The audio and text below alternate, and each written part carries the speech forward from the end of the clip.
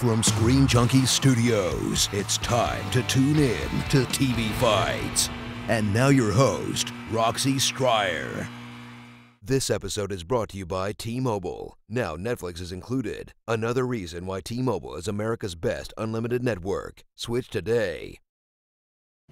What's up, Screen Junkies? Welcome to TV Fights. I'm Roxy Striar. And did you fall here? Ha ha ha, because we're talking about the fall season. Oh boy. I thought of that one all morning. Yeah, we're talking about fall shows, if that wasn't clear at this point. I got a lot of tough crowd. We're just springing into the jokes, Roxy. I thought it was really good. Like, what else could I have? Did you fall? Well, you're not dressed like my dad, so I don't have to, like, there's, you know. You don't know that. Wonderful pun. It was a wonderful pun. See, somebody is getting more points than somebody else. I know what I'm doing. It's already over for us. What people don't realize is the smart move is to tell the judge that everything she does is beautifully Roxy, done. hit a home run. Get a home run. See, Totally I go the other way with it. I think brutal honesty because I want you to prove how impartial a judge you are.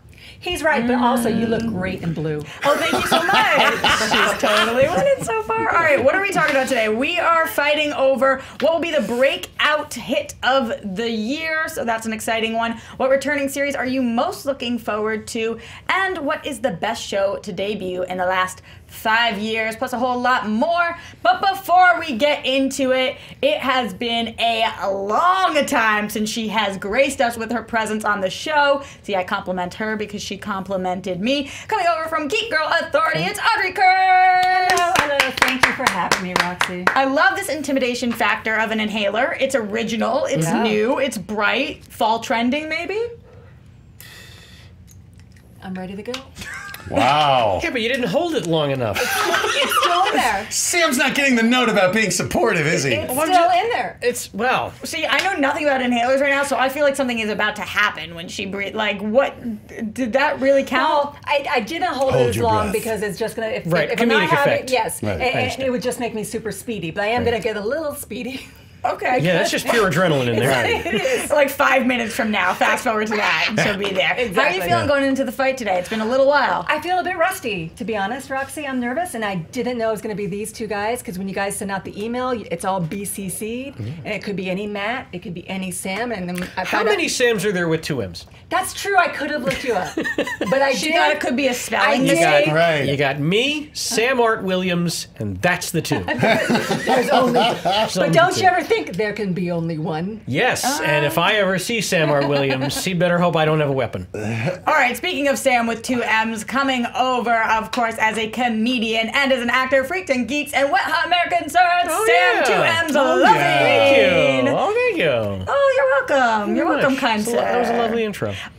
So now you're doing the complimenting thing. No, I mean, if you're talking about me, and I'm going to say, great, well done, you know. So I feel like in between every round, if I want you to be nice to me in between every round, like I'm gonna have to compliment something, pick something. Like, what lovely eyes you have, my friend. Much like our president, if you write my name or say my name, I'm gonna pay more attention to that than the other paragraphs without it.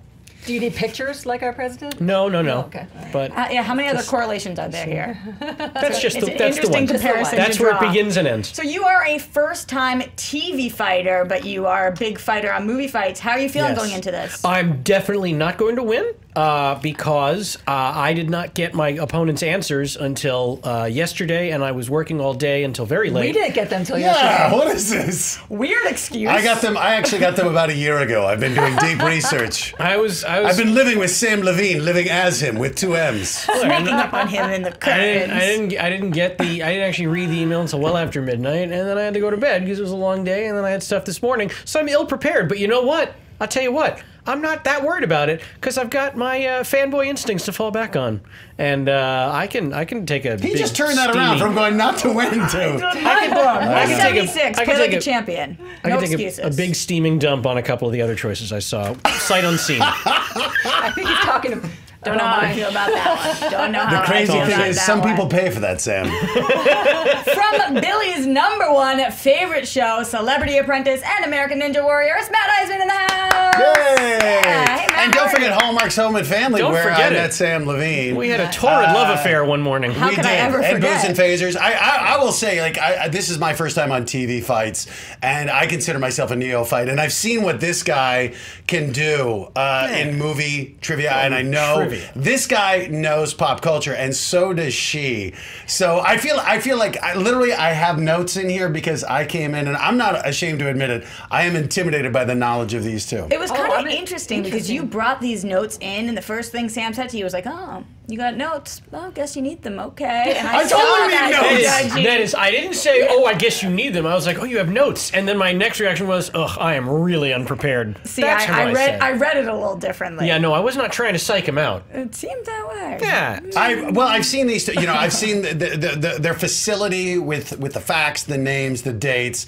I'm not gonna lie. I'm coming in a little bit intimidated by them, but I love the premise of people who love television talking it out because I do know we all share a passion for the boob tube. See, look, he's already winning with his kindness, and you're such a good. Now I'm intimidated. Good I'm a good job. loser. That's one of the Good things job. people say about me. I look forward to helping you judge the final round. Thank you very much.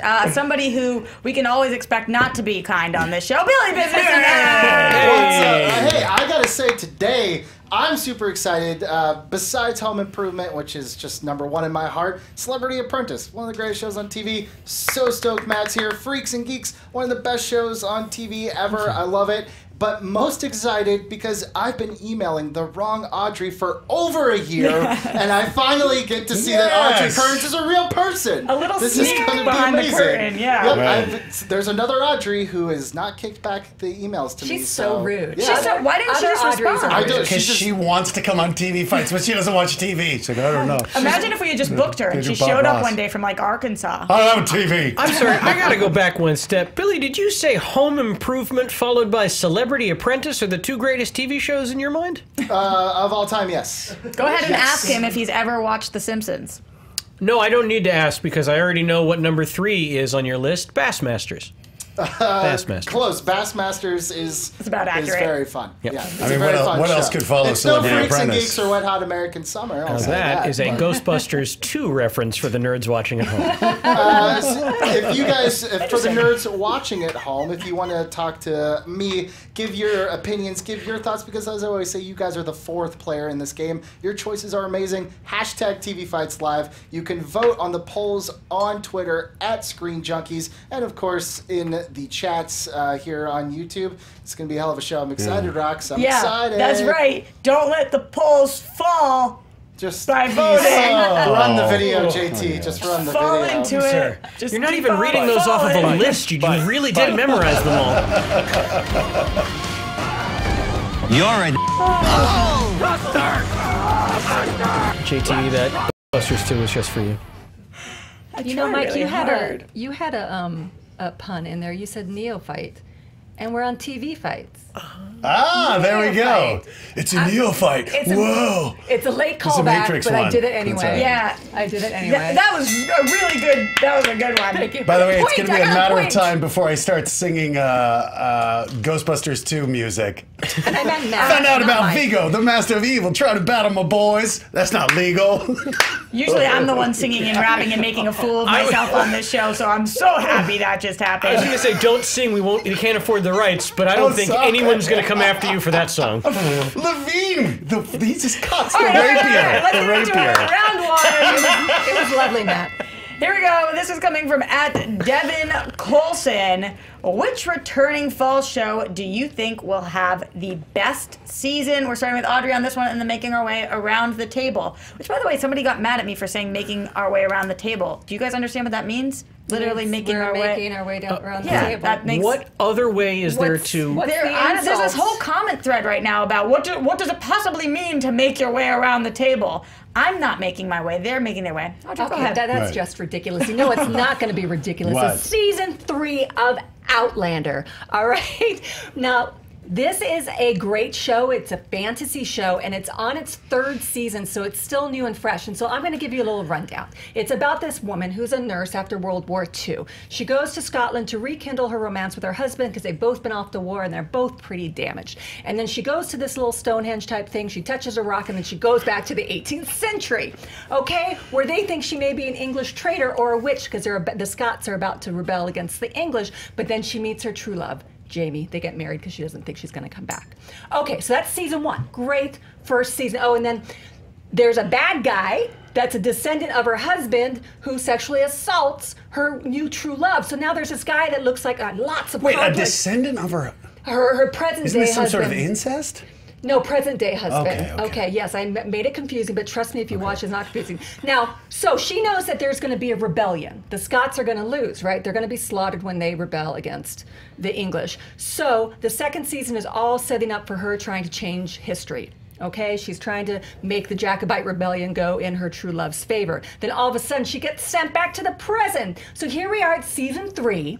She's in the present carrying her 18th century husband's baby, okay? Looking at her 20th century husband who looks like the rapist from the 18th century, right? And then it time jumps back and forth to the 8th century when they're all about to get slaughtered in the Jacobite rebellion. So there's going to be war, beautiful art direction, okay? There's going to be bloody battles. What's going to happen? She's in the 50s and 60s trying to raise this child that's not her current husband, and it's nothing but awesomeness and fantasy. All right, Sam, let's hear it. Okay, well, I mean that was lovely. You didn't say anything about the new season. You just gave us the previously on. Anyway, oh, I'll make a note of that. Here's my answer. That sounded like a movie Jonathan Frakes made for Nickelodeon back in the Previously on? 90s. Yeah. Here's my answer. My answer is one of the longest running comedies on television, which has proven itself at its current age, which is over 20 years old, to still be the sharpest and funniest and smartest comedy on television, South Park. Matt Stone and Trey Parker are absolute geniuses.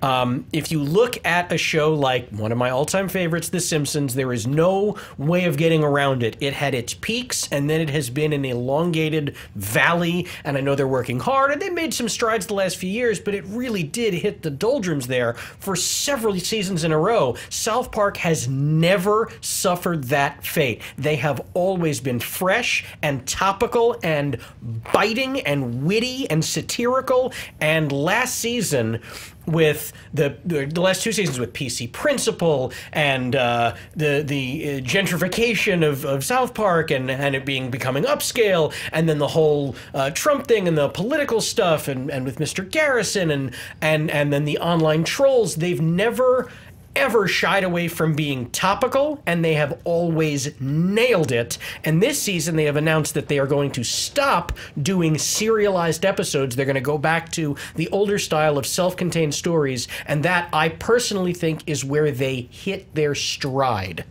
in the contained episodes, and I am looking forward to that more than any other returning show, and I think that is absolutely going to be a spectacular season. Matt.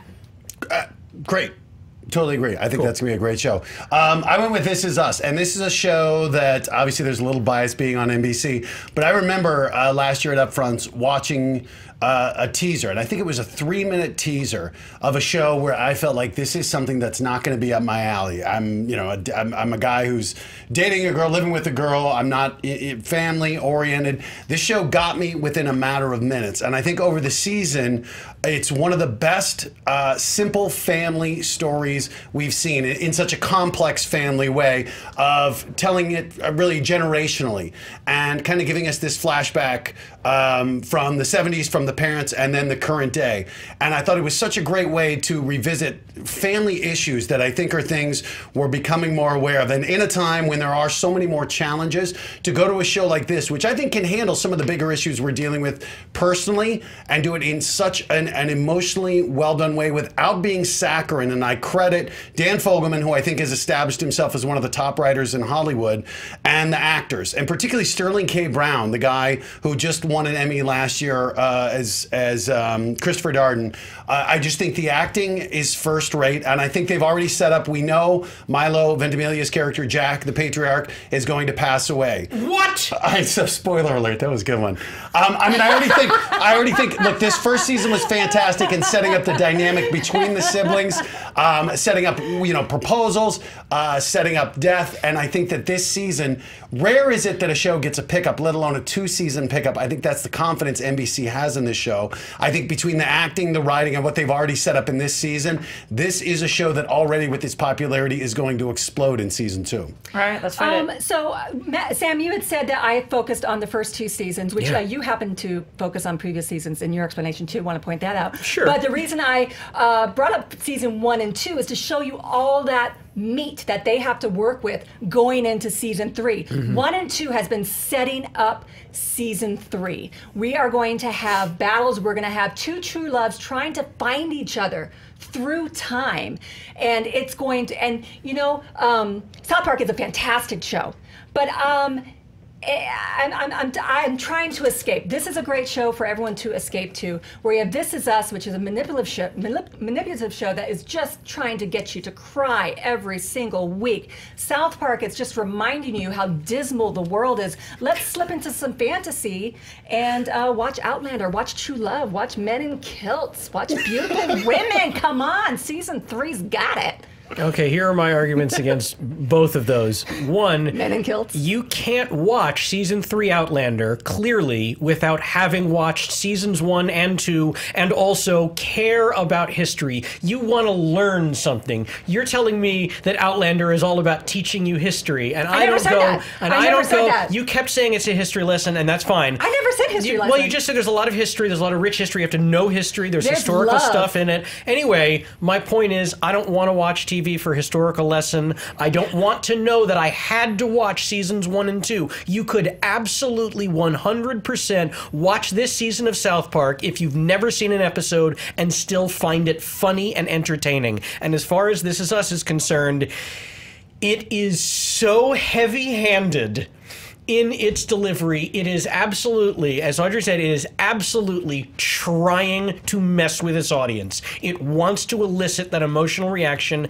and I just don't like shows that are doing that on purpose. If it happens over time, great, but they are actively trying to do it with every episode, and I just can't get behind that kind of storytelling. I think South Park is absolutely the best fall show this year, this best returning fall show.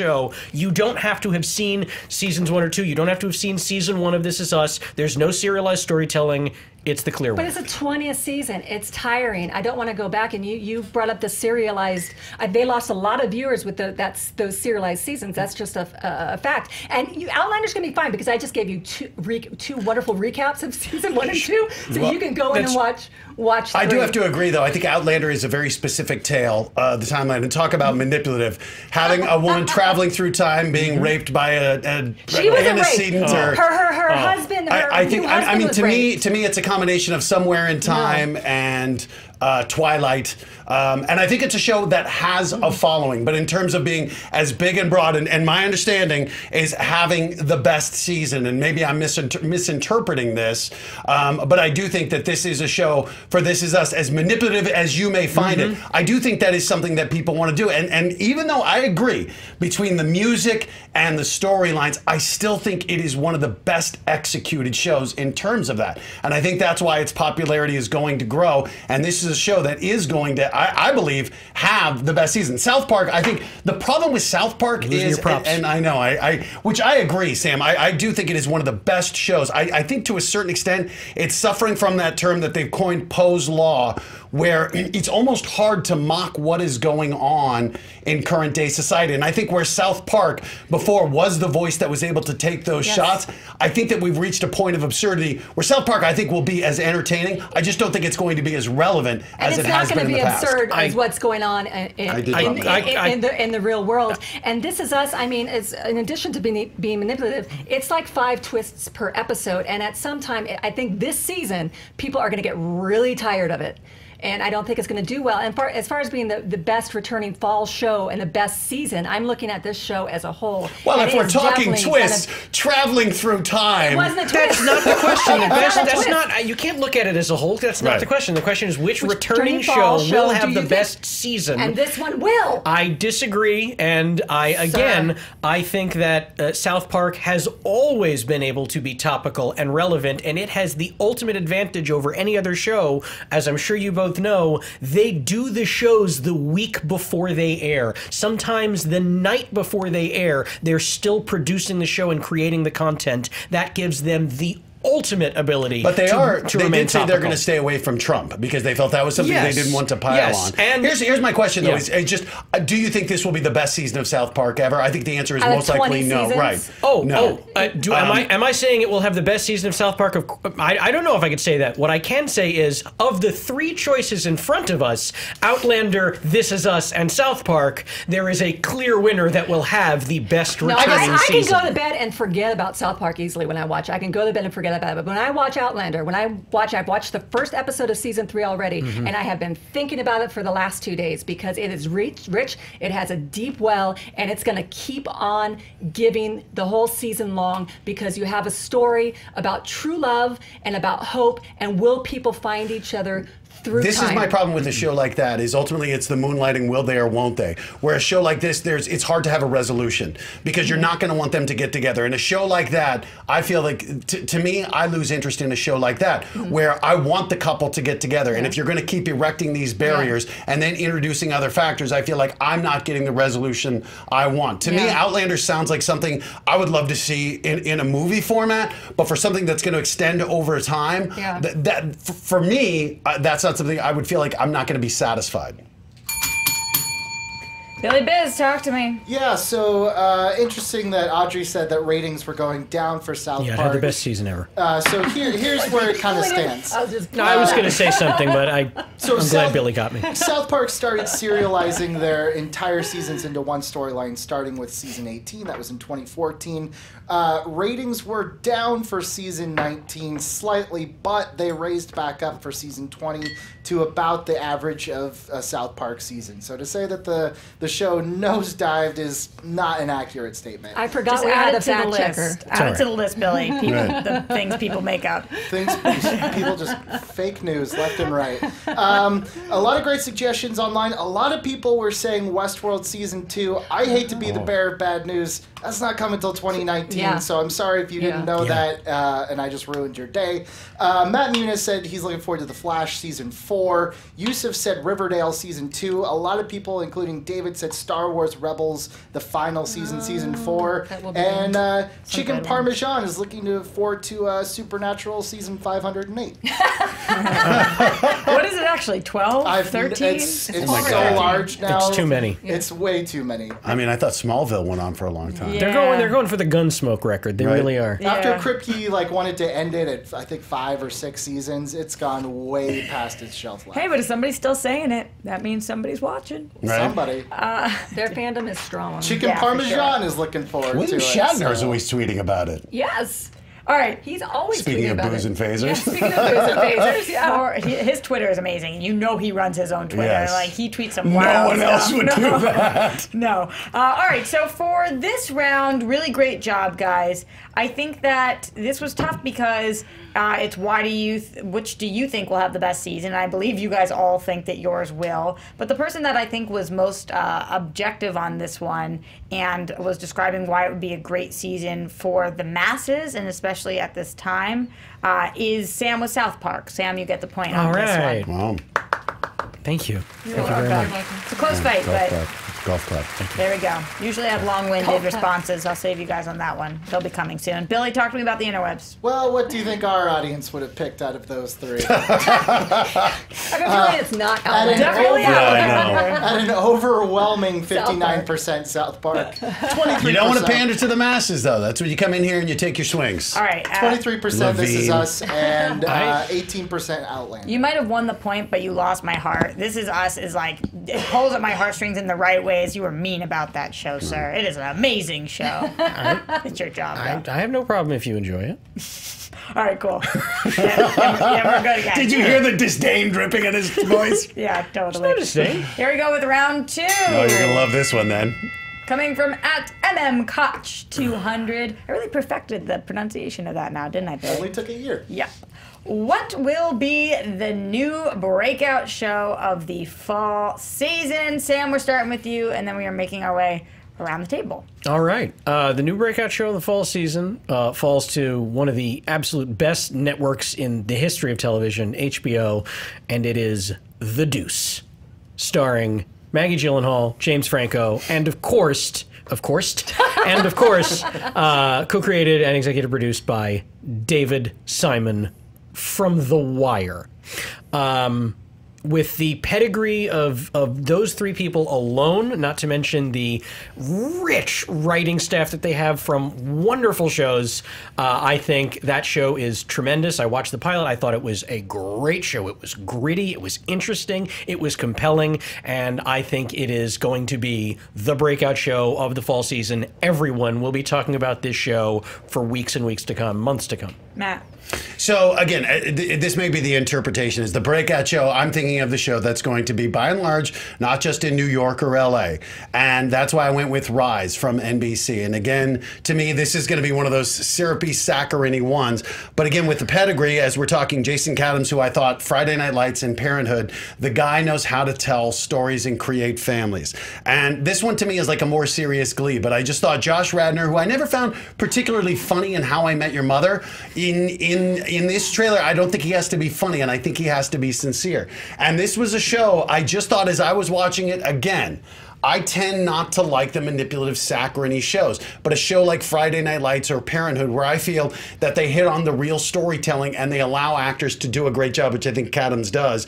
I think Rise is going to be another one of those positive shows. I think right now people are going to be looking for shows that are going to be along the vein of the Hallmark Channel, a lot of feel-good shows. And I think this is a show that's going to deliver while still tackling a lot of difficult issues as we look at clearly they're going to have mixed race, they're going to have divorced parents, they're going to have same-sex issues, transgender, all of it. All these issues are going to be tackled, but I think this show is going to be one that everyone's going to embrace. Audrey. All right, I'm going to go for an underdog. You're going to realize all my answers on this show are going to be underdogs. I'm going to go with Gifted, The Gifted on Fox, which is in the X-Men universe. And some of you may be thinking superhero fatigue, but X-Men is not a show that has conquered the television universe. They've had Legion, which did pretty well. Now, this is going to be a great show for a few reasons. One is it's about a family within the X-Men universe. You don't have the big bads, you don't have the big goods. There's no Storm, there's no Magneto, there's no Charles Xavier, Cyclops, Wolverine. They are not there. This is a family, a middle-class family whose 2 children have mutant powers. Their father happens to work with the organization that's against mutant powers, so he's trying to hide them. And then the adventure begins once they present their mutant powers. This show also has a great strength in its cast. And the thing about genre television is if you cast from different fandoms, they are going to come to your show, which may help it be a breakout. You got Bill Moyer from Sookie from True Blood. You got Amy Acker from Alias and a bunch of Joss Whedon stuff, and you got Bryan Singer, and no one knows more about X-Men than Bryan Singer, who's going to be directing it. And they gave a lot of clues in the trailer for the show. One is that something's happened to the X-Men. They're not around, so maybe this is kind of like the Logan universe a little bit, where X-Men have been conquered a bit. They also mention Lorna Dane, who is Polaris, which is very exciting. That's Magneto's daughter who might be in it. And you also in the trailer see Blink, and you've seen her, I think it was Days of Future Past. It's played by a different actress in this one. And all those factors coming together bring a lot of excitement to the show. And I think it's going to be solid storytelling with Bryan Singer at the helm, and it's going to make for a great season. It's on the perfect network for it, which is Fox, because they are doing a little bit more gritty stuff with the superheroes. So that's my show, The Gifted. Great, let's fight it. I think you just listed the problems though with Gifted is the fact that it doesn't have these big superheroes, and I think we saw that with Agents of S.H.I.E.L.D., where for the success it had when people tune into a superhero show, they want to see the superheroes, they want to see Iron Man, they want to see the bigger people in there. I also felt as you were listing it, I love the superhero universe. I think it's a show I'm going to enjoy, but for people there is a superhero fatigue, and I think for people who aren't familiar with the universe, I think it'll be a tough one to get into. As for the Deuce, this is my issue with it. I think HBO has had some stumbles recently, and I look primarily at vinyl. I think this is the vinyl with porn. And what we saw was the problem with vinyl, I think one of it was it felt like it was too stylized and set in the 70s trying to capitalize on that vibe. You're talking about vinyl now? Vinyl. And I thought the problem was the music as well. And that's why that show I don't think resonated. As I look at The Deuce, the problems I see with it are it's a show about sex and drugs or sex and porn, and we're not going to see the titillating stuff, and I also feel like we're somewhat inured to it. So I feel like this is something that's almost going to be pedestrian by nature, and I think despite the fact that it does have the incredible pedigree as we look at, I think, Tree May, as we look at vinyl, and I think what Baz Luhrmann just did, God, I'm blocking his show. The Get Down. I think these shows, I think the more stylized they are, I think these guys are better when they're doing stripped down things like The Wire. And that's my concern with The Deuce, is I feel like it's something that's going to be a grand effort that is just not going to resonate. All right, well, let me just say the two things that I have on my mind. Number one, I could not disagree with you more, and it's not just me who disagrees with you. The reviews are in. The New York Times, LA Times, Variety, they have all hailed The Deuce. All the reviews for The Deuce have been extremely positive. The reviews for Vinyl were mixed at best. And I'm not comparing it to any of those other shows. I believe that it lives on its own. And again, David Simon is a genius. And anything that he wants to put his creative muscle behind, especially with two incredibly talented actors like James Franco and Maggie Gyllenhaal behind it, it's going to be successful. And I have watched it, and let me tell you, that pilot, titillating as you want, my friend. Okay. It is gritty, and it is entertaining, and it is titillating, and it is interesting. I honestly have very little idea what Rise is, because they have done a very bad job of promoting it. Same thing with Gifted. I am not doubting that Gifted may be very entertaining. I cannot argue with you about that. It sounds like if you are a comic book fan, it's going to be incredibly entertaining, but that is not the question. Which of these shows will be the most entertaining of the new season? It will be what will be the breakout show, the show everyone is talking about the day after, the show that everyone says, oh my God, I can't believe we have to wait X amount until the new season. And of these three choices, I firmly believe The Deuce will be that show. I do think The Gifted does have a chance to be the breakout season. Yes, it's going to be entertaining, and I believe that because there hasn't really been a good there's been just one try of the X-Men world on television, and that's Legion, and that's really high concept on a cable station. This is bringing the X-Men universe to the masses, and it's telling a very human story, one that reflects our society as well, with racism and bigotry against mutants. And so I do think people will come. Fox is more accessible, and I do think it's going to be a breakout. It did amazing at SDC. I have to agree 100% with Matt. I think it's amazing that you said vinyl, because I actually had that in my notes where it made me think of vinyl. There's so much stuff going into The Deuce that I almost don't want to watch it because it looks too perfect. One of my favorite shows is Homicide: Life on the Streets. Because it looks too perfect. It is, because there's going to be a mistake. It looks fake, exactly. I'm sorry, you're telling me the superhero show is more realistic than the fake show about real life in the 70s? Of course. I'm gonna yes and that. Okay. And I'm also gonna say that I love David Simon. Homicide: Life on the Streets, one of my favorite shows. Wire is good. When he got to Treme, I really loved it, but by the end of the show, it was on such an important subject, but by the end of the show, it became a lecture on society. And basically, I don't want to have to watch a lecture on 1970s porn in New York City. It just does not look interesting to me. I think it's going to be nominated for awards. I think it's going to look great. It's going to have a small audience. It's not going to be a breakout. And as far as Rise, Sam does make a good point. I wish they had more out there. I did look at the show, and there is something that grabs people. It's a little like Glee, you know, theater in a small town, but I think NBC is the wrong network But for if we it. want to talk about NBC is the wrong network for it. I don't think they're going to get the audience for it. Let's just take a look at recent history. If you're talking about it, Simon's last effort with Tree Mate didn't work. And here's the other thing. When you talked about the reviews and what people are actually going to be talking about. To me, this seems like a show people will be talking about, perhaps in New York and LA, that's going to have around 1 million viewers. Look at the Breakout show from last year. I know it kills you, Sam. I know it kills you in TV.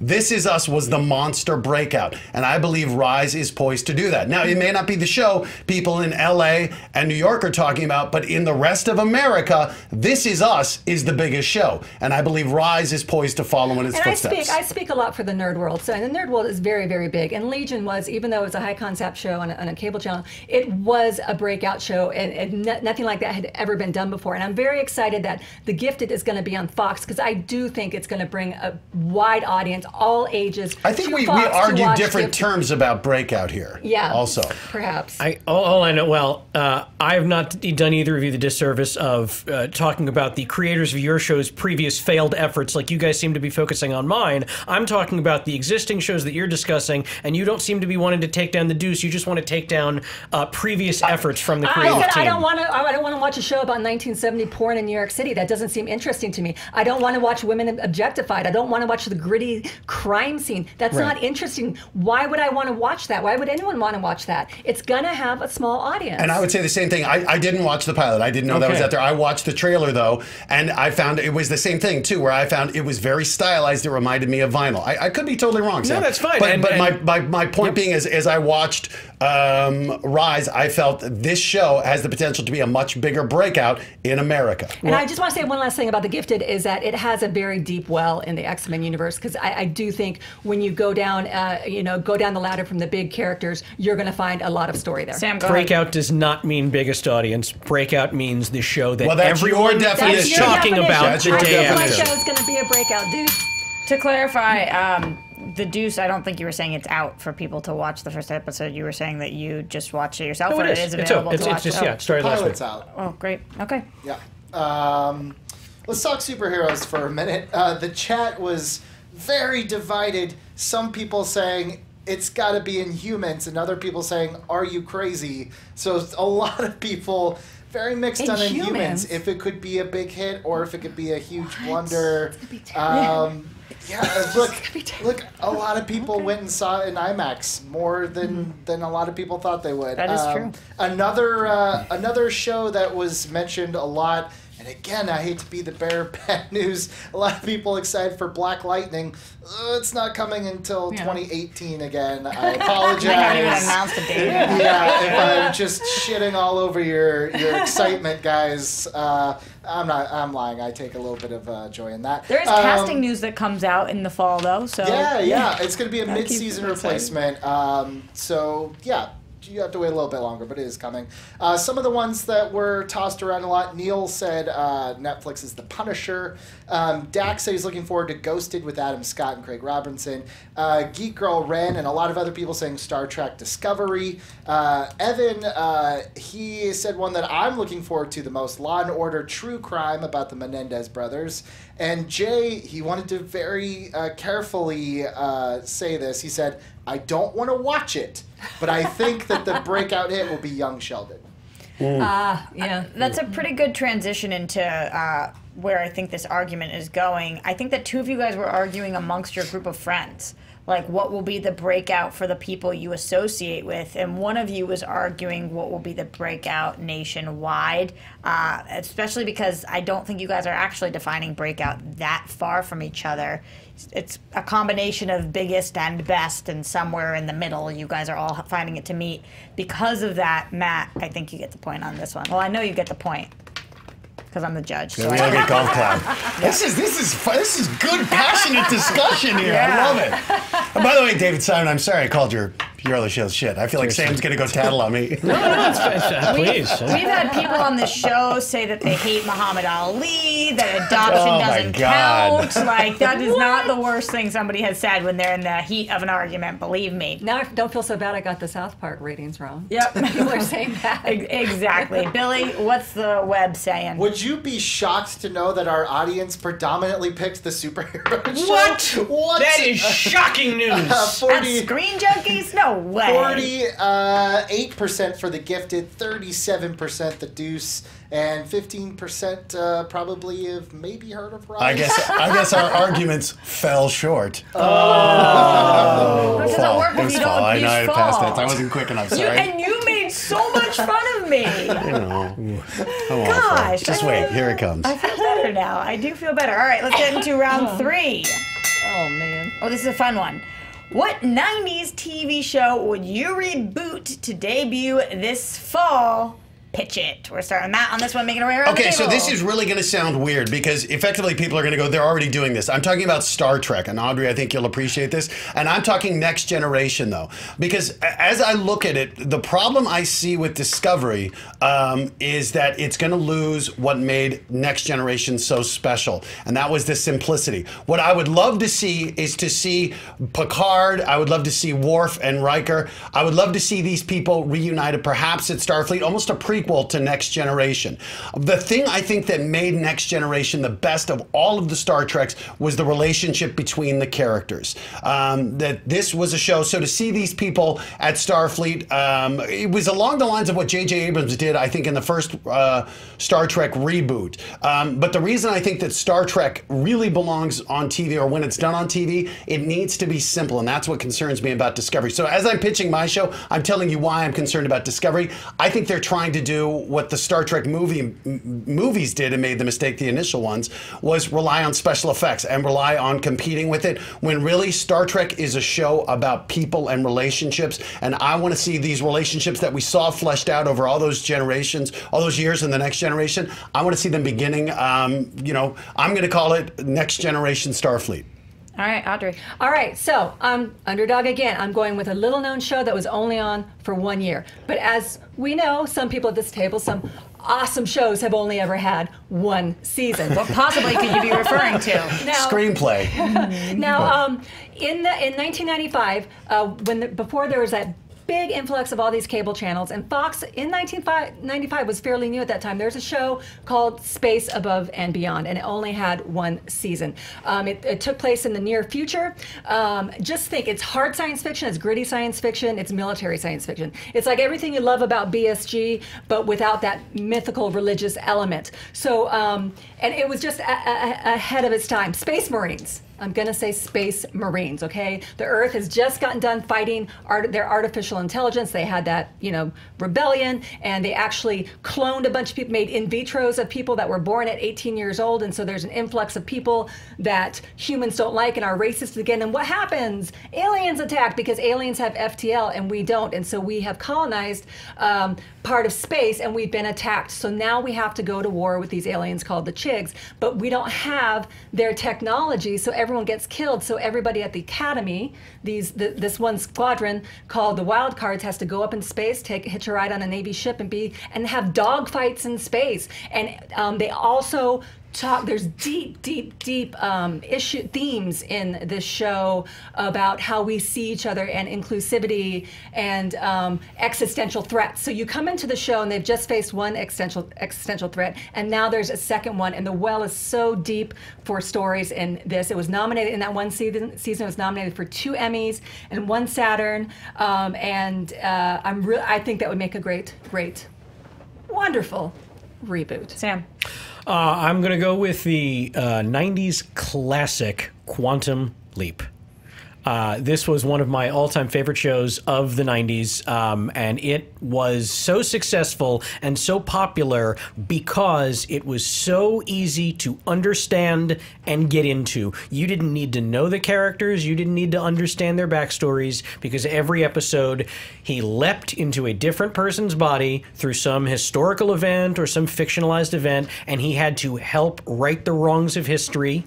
And he would hope that once he completed that task, and as soon as he would be, his body would leap into the next one, he would hope that would be the leap to get him home. And it was compelling, and it was wonderful and entertaining, and if you'd never seen an episode before it, all you had to do was literally watch the opening titles where he says, I'm stuck in this machine, it keeps leaping me to different bodies, I have to help people fix things, and I hope that when I'm done, my next leap is the leap home. Boom, that's it. Easy log line. There was nothing to worry about. I think that would be a tremendous show to reboot, bring back, since Lord knows there has been enough historical events that have happened since Quantum Leap went off the air in, I think, 1993, that we could absolutely put that show on now, and there would be plenty of stories that we could cover between 93 and present, and plenty of stories they didn't have the opportunity to cover prior to 1993, and the stories were compelling, the writing was compelling, and the acting was wonderful, and it was a great show, and I would love for that to come back. Let's fight it. I like all three of these, and I think we all chose them for a similar reason, because I think when you start to have these fantasy elements to it, it's a great way to tackle current day themes without necessarily getting into the polarizing nature of tackling it today, whether it's the space aliens or traveling in to discuss an issue today through doing it in the past. My problem with Space Above and Beyond is if you're going to reboot, I think there needs to be some name value in the reboot. And Space Above and Beyond, this was my joke, I thought it was it was Bed Bath & Beyond's closet section. It's like space. Oh, no, but honestly, Better. my problem is to reboot it. There's no need for that name. There's no need. I don't think anything in that show. When you were describing it to me, honestly, I watched the part of the pilot and I felt like Battlestar Galactica did it better. So I don't see the value of rebooting it. Quantum Leap, I like. I think the one issue I would have with that is simply that the time travel conundrum. I feel like we've started to get into this butterfly effect where now we've understood it better. I think it's an interesting one. Timeless is doing it right now. There's it's a little more serious. Plenty of time travel on Star Trek. Right, but what I love about Star Trek is you get the reboot value of immediately having Star Trek, and I think you have the ability. What Star Trek did so well, I think, particularly Next Generation, was to tackle the issues in a similar way to Battlestar Galactica,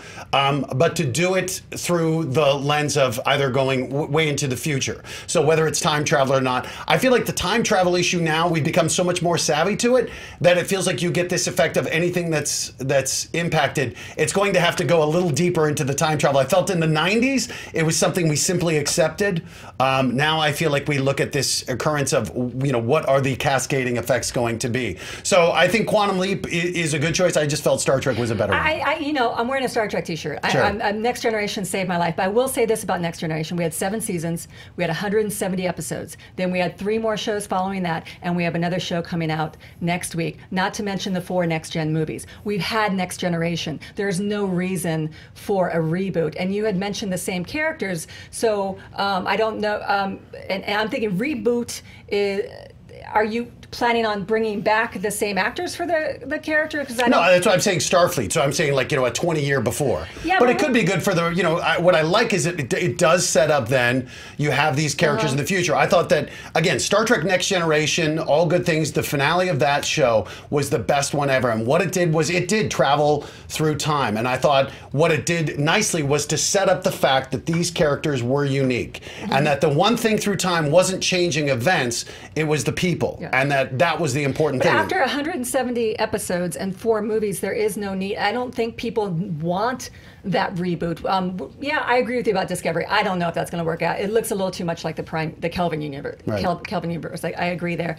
And Quantum Leap, another fantastic show. But I agree with Matt as well that there's a lot of Timeless popped in my head. There's a lot of time travel where people are trying to right wrongs and stuff like that, and it just seems like it would be the same thing every episode, and it's like, so what? I think with Space Above and Beyond, that was a good point, Matt, but what I would say to that is that you know, there's not like a gigantic fan base, but if you were to do a little, go on the internet and put in Space Above and Beyond, put it on Reddit, or I know, right? Don't go down that hole. Don't do it. Or like, there's plenty of blog posts about how this was such a good show that the world just wasn't ready for it. Fox was, you know, not the big network yet, and with the special effects, they just couldn't do it. And I think now is a great time. It's different from Battlestar Galactica. You're talking about a world where they already have FTL drive. They already have a different existential threat. This is young people, so it's going to reach out to a young audience, and you'll have young, good-looking space marines. So you got that audience, but you're also going to have great space dogfights, which is going to bring in the sci-fi nerds, and you're also going to have really great stories. Like one of the great storylines in the original series was a great Chig fighter called the Red Baron. He was just great at dogfighting. So a side story in the whole season is them trying to find this alien dogfighter. So I mean, you think they'll just retell the stories that didn't catch on the first time? No, I think what they'll do is that what I'm trying to prove. I didn't mean that. That came off snide. No, you're right. You're absolutely right. No. I can't wait for my chance to talk for 3 minutes. Okay. Sammy! I don't know where there's no clock here. What's going on? It is a fight show. You're allowed to just start talking. Oh, really? Yeah, look, all I'm trying to say is that no, they don't have to bring back the same things. What I'm saying is that there's an infinite amount of possibilities for this show, and Space Above and Beyond, if you use that as the source material, it's going to be great. But that'd be the same argument for Star Trek then. Infinite possibilities, right? Okay. Well, Clearly I have to jump in and say Jump this. in, Sammy. Yes, Okay, you have nullified both of your arguments against Quantum Leap in your own arguments. One, the time travel thing, your show does it with impunity throughout its history. You can't complain to me about time travel. That's number one. And number two, you said it literally in your opening breath. Oh yeah, I know they've got Discovery coming up, but that's not the show I want to see. Well, that doesn't friggin' matter, man. Right. They have rebooted, so to speak, Star Trek so many times. Well, I thought we were doing hypotheticals, Sam, not what actually is happening. Well, That's why I'm saying Discovery. No, I get it. think that's the issue with it, is that they're missing it. Well, no, they're not, because they're going to do their own thing, just like every Star Trek show has done. And yes, I agree with you. Those were great characters, but that show ran its course. It had a great 7-season run where they told all the great stories and they put it to bed. Quantum Leap only ran 4 years. It had a very unlucky last season. There was a lot of other shows that went up against it that were more popular, and in spite of how popular and good it was, it just didn't do well enough in the ratings to keep going. They still had plenty of stories to tell. As far as Space Above and Beyond... But the stories clearly weren't compelling enough if people weren't tuning in. They were compelling. It had a very bad time slot. That's what I'm telling you. As far, believe me, I know about bad time slots. I know. Space Above and Beyond, there is a reason it only ran 1 season, and a reason the only people talking about it still are on Reddit. It is not in need of a reboot because it might as well be a brand new show. If you're talking reboot, a show that had a great premise that everyone, new fans included, can jump on board and completely get behind, Quantum Leap is that show. There's a show for both of you guys out right now. There's a show hole that BSG left that this one can fill. There's Star Trek out there right now. There's time travel out there right now. There's not space. More than time travel. You actually got JTE laughing in the booth. That's a hard task. Billy, talk to me. Yeah, just after you said the time shift in terms of when Quantum Leap would air, I had to look it up. It changed over 6 times. It had everywhere from Sundays to Fridays to Wednesdays to Tuesdays. Wow. 8, 9, 10. It was all over the place. Yep, I remember struggling to find it as a kid. Yeah, it would change within seasons. So definitely, it did last 5 seasons though. So good on that for changing so many times and keeping its audience. Hanging on. It's interesting that all of you chose sci-fi shows. A lot of people in their choices chose some other 90s staples. Nicholas and Spencer were both very adamant about Wings, which I didn't know there was any Wings fans out there at all. Tony Shalhoub, one of the great underrated comedic actors. You guys. Yeah, it's just like adamant about it. I feel like they just found each other's best friends then. Probably, yeah. Ashley said Mad About You. Yeah. Hefnong Man said Street Sharks. He's like we've rebooted TMNT so many times, we got to go for the Sharks now. Michelle said, "Are you afraid of the dark?" Ryan said, "Briscoe County Jr." with Bruce that was Campbell. my second choice. And Wonko the Sane is just as adamant as they were about Wings. He is adamant that there'd be no more reboots for shows ever. Ever? Ever. How will we ever come up with original concepts, though? That's I have tough. no idea. Yeah, it was interesting that you guys all chose sci-fi, and I love this, and I love the reboots you guys created, but I actually think that one of the big parts of this question is this fall. And that is relevant because why now? Why are we bringing it back now? I feel like with Star Trek, while you do want it to come back, I feel like now is specifically the wrong time for it. And that argument was made pretty well. Audrey, I didn't feel like this was the wrong time for yours, but it didn't feel like now was any kind of time. And Sam, for yours, I did like the argument you made that now there has been enough time that has passed that there are events to go back to. Yeah. I think that is relevant, and especially with what's going on in the world right now, there are definitely things to tackle. Because of that, Sam, you get the point. Woohoo! Well done. Does that mean Quantum Leap is coming back?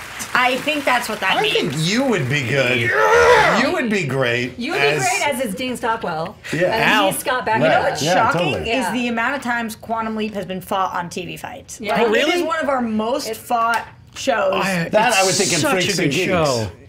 Yeah. Nobody argued that. Yeah. Wait, Well, we're not going to argue Freaks and Geeks with him here. That'd be weird. not? Also, I'm not pushing for it. All right. Billy, talk to me. Yeah, well, I will say a lot of people were saying Freaks and Geeks. They were hoping you would fight it. I but can't do it, guys. Yeah, why mess with what was great? you maybe want they more? should bring back Quantum Leap because 55% voted for Quantum Leap, 31% Star Trek, 14% Space Above and Beyond. I'm actually very impressed with that 14% new.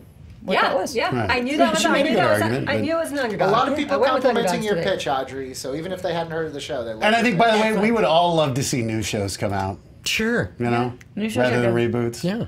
Yeah. Let's All be right. creative. Let's get into round 4. Oh, I like this one too. All good questions today, Billy. Good work. What is the best new show to debut in the last 5 years? We're back to starting with Audrey and making our way around the table. Do you guys think I'm picking a genre show? Yes. Yes! I'm picking a genre show. I am pitching you Orphan Black is the best new show in the last 5 years, and if I lose this round, I just might cry. It is a fantastic and intriguing show. No, I'm kidding. About this like kind of sketchy, angry woman, Sarah Manning, who witnesses a suicide of somebody that looks just like her.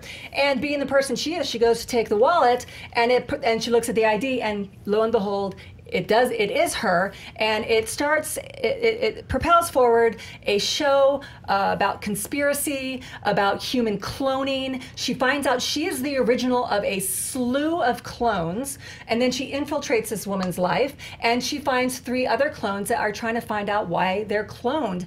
And it's a wonderful, in the meantime, she's also trying to reconnect with her foster mother and get her child back. And it's a show about family, love, and acceptance. And one of the most important things to know about this new best show of the last 5 years is Tatiana Maslany, the actress. She has played up to 12 people on the show, most of them being 4 clones on the screen at the same time. She's like a decathlete, like a decathlon in the Olympics, because it's amazing. It's the first time I've ever seen that where I forgot that it's one person playing that many people, and that's a big kudos to the special effects crew as well. They have basically given new technology for all future shows how to put the same people on the screen at the same time. In addition to that, it has one of the most loyal fan followings. Go to Tumblr, go to Twitter, put in hashtag Clone Club, hashtag Sestra. Not hashtag, Reddit, though. No, you can't. I bet you it'll be fine. Don't do And it. hashtag Dance Party. And it's because it's a good show about love, but it's also inclusive. It's been great for if you're part of the LGBT community and you want to see representation of yourself, watch Orphan Black, because they have representation without being a nudge, wink, wink to you. The show is fantastic, and it's not just for genre fans. I know I said it was science fiction, but it's really for everybody. It's a reflection on society. It's got a great cast. There's never been a show like this. There's never been characters like this, and I guarantee if you haven't seen it and you do start, you're going to end up binge watching it. There has been nothing like it in the last 5 years. Sam. I went with a show that is always talked about the day after and for weeks after and months after its season is over, Better Call Saul. Better Call Saul had the tremendous good fortune of coming off of the heels of Breaking Bad, one of the most brilliantly written shows of all time, and everyone worried, what is Better Call Saul going to be? We don't know. It was originally written as a half-hour comedy, and Vince Gilligan and company from Breaking Bad said, no, I think there's more compelling story here, and there will be funny moments, but we can make it an hour. We can make this as interesting as the episodes of Breaking Bad were, and boy, have they ever. This show has been nominated for Emmy after Emmy after Emmy in all categories. I think it's won a few, and Bob Odenkirk is doing the best work of his career. Bob Odenkirk, a guy who was known for being an absolute goofball, for being the silliest guy in the room, is doing the most incredible, dramatic, compelling work. And Vince Gilligan and the staff of writers are doing writing that is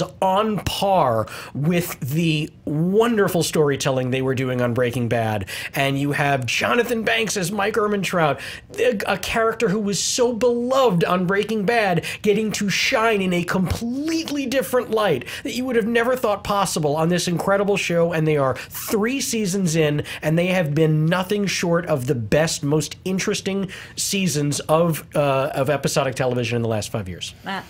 So I went in a different direction here. I think scripted television has been fantastic, but I wanted to acknowledge reality television and a show that I think has been groundbreaking in it. And then it's been on CNBC, so not a lot of people have seen it. But this is a show, as someone who's been in reality TV for over a decade, I think is a phenomenal show. It's called The Prophet, and it's with Marcus Lemonis. And what I love about this is, having been involved in shows where we go in to home makeover or bar rescue, you go in and you fix someone's problem and leave.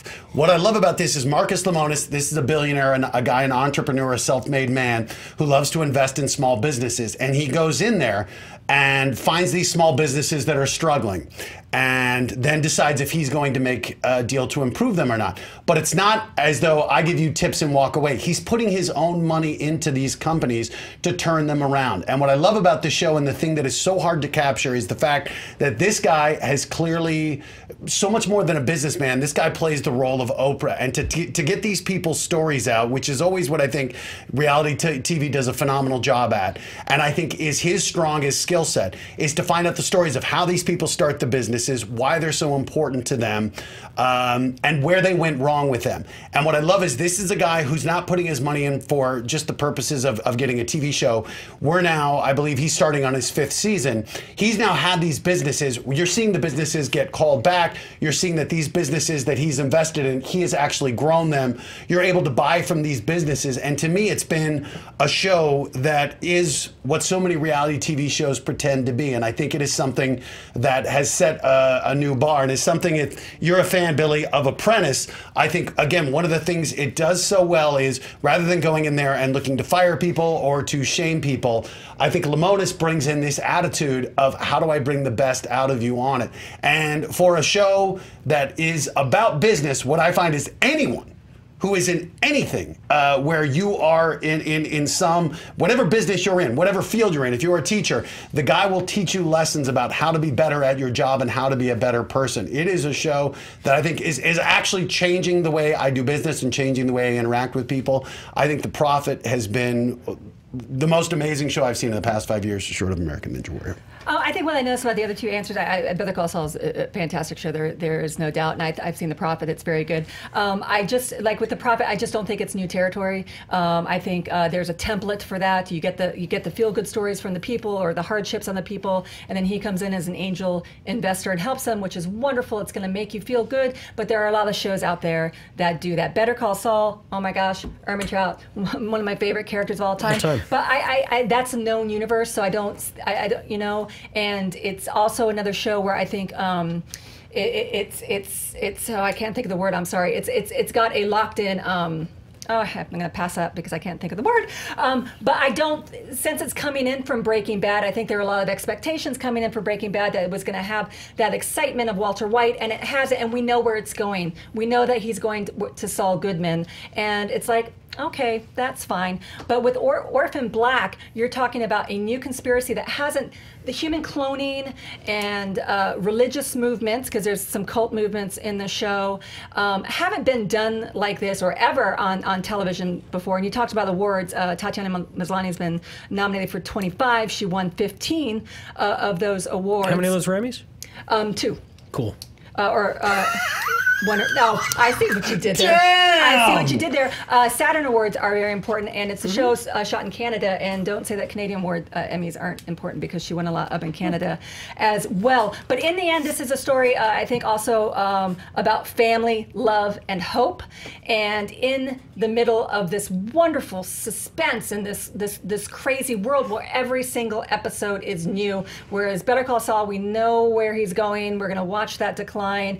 And The Prophet, it's on CNBC, so I don't know if it's the best new show, because I don't really think it's reached a large audience. This is clearly a two-dog fight. I'm sorry, The Prophet. There's no way the best new show in 5 years is on CNBC. What is the matter with you? Is your show even the best show in its? I mean, Breaking Bad was a better show than your show. And believe me, if it had been in the last 5 years, I would have picked it. But here is what I have to say to you, saying we know where it's going. That is what I think puts it above Orphan Black. Orphan Black, it can go anywhere they want it to go, and they can make it as compelling they want to in that regard. This, the Titanic is going to hit the iceberg at the end of it. He's going to become Saul Goodman. The interesting thing isn't where he's going, it's how he gets there. And they have made this show so absolutely interesting and unpredictable in how he gets from Slippin' Jimmy to Saul Goodman. There's no way anyone watching would go, oh, it's so predictable. It has always been new and interesting. They have brought in new and interesting characters, and it has been the most compelling show of the last 5 years. I wouldn't say it's the most compelling show. There have been many Better Call Saul episodes where I was just bored and drowned in legalese, and it's just like, okay. All right, well, then to that effect, there have been many Orphan Black episodes where I have been bored by going, all right, I get it, you're 8 people. Stop showing off that you have the best VFX in town. Okay. I would agree with that. With Orphan Black, I think that it has relied a lot on the impressiveness of it, rather than I felt the first year was very compelling, and then I felt it ended up having to try to maintain it. Yes, the drop-off after season 1 in terms of interesting storylines was tremendous. Better Call Saul, I think is disagree fantastic, but my issue is just, again, I thought that Breaking Bad, as you acknowledged, was a better show. And again, The Prophet, I think that there is this disdain for it as a reality show, but what I'm saying is, it's just the opposite of what you said, Audrey, that it's this similar thing. I think that it is a different show in that most of these shows are this manipulative thing where, look, I did a home makeover show for 5.5 years. You go in, you spend a week with them, and you're out. What I love about this show and why it's different is this is a guy who's going in there, who's staying with these people, and we see it over time. We've never seen a reality show have this kind of literal investment in it. I think it's what Shark Tank wants to be. Shark Tank is all about the negotiations. What I love about this is we see this business grow. To me, it is one of the most informative, educational, and compelling and interesting shows on. That's why, and again, I think it gets, I think people look at it as a reality show and they miss the point of why it's so great. You described it as a reality show. Right, and I'm saying that there's the disdain that people have for it, which is why that would argue that this is a show that is truly compelling, but because of it's on CNBC and because of, I think, that most people don't like the reality show, I think they're missing out on it. Now, again, this is why I think it's the best show. I don't think we judge it on whether it's won awards or what the ratings are. Otherwise, we're giving our opinions to other people. That's why I feel, as a show, this is the best show and one of the most innovative shows on TV. I don't think it's that innovative because we've seen it before. We've seen this many times. So I'm not going to go out and be excited about watching The Prophet. I think Sam makes a good point about the Titanic. So I think like we're arguing 2 different points. So my point with my show is with a lot of science fiction shows, or say even dystopia. This isn't dystopia, but a lot of science fiction shows.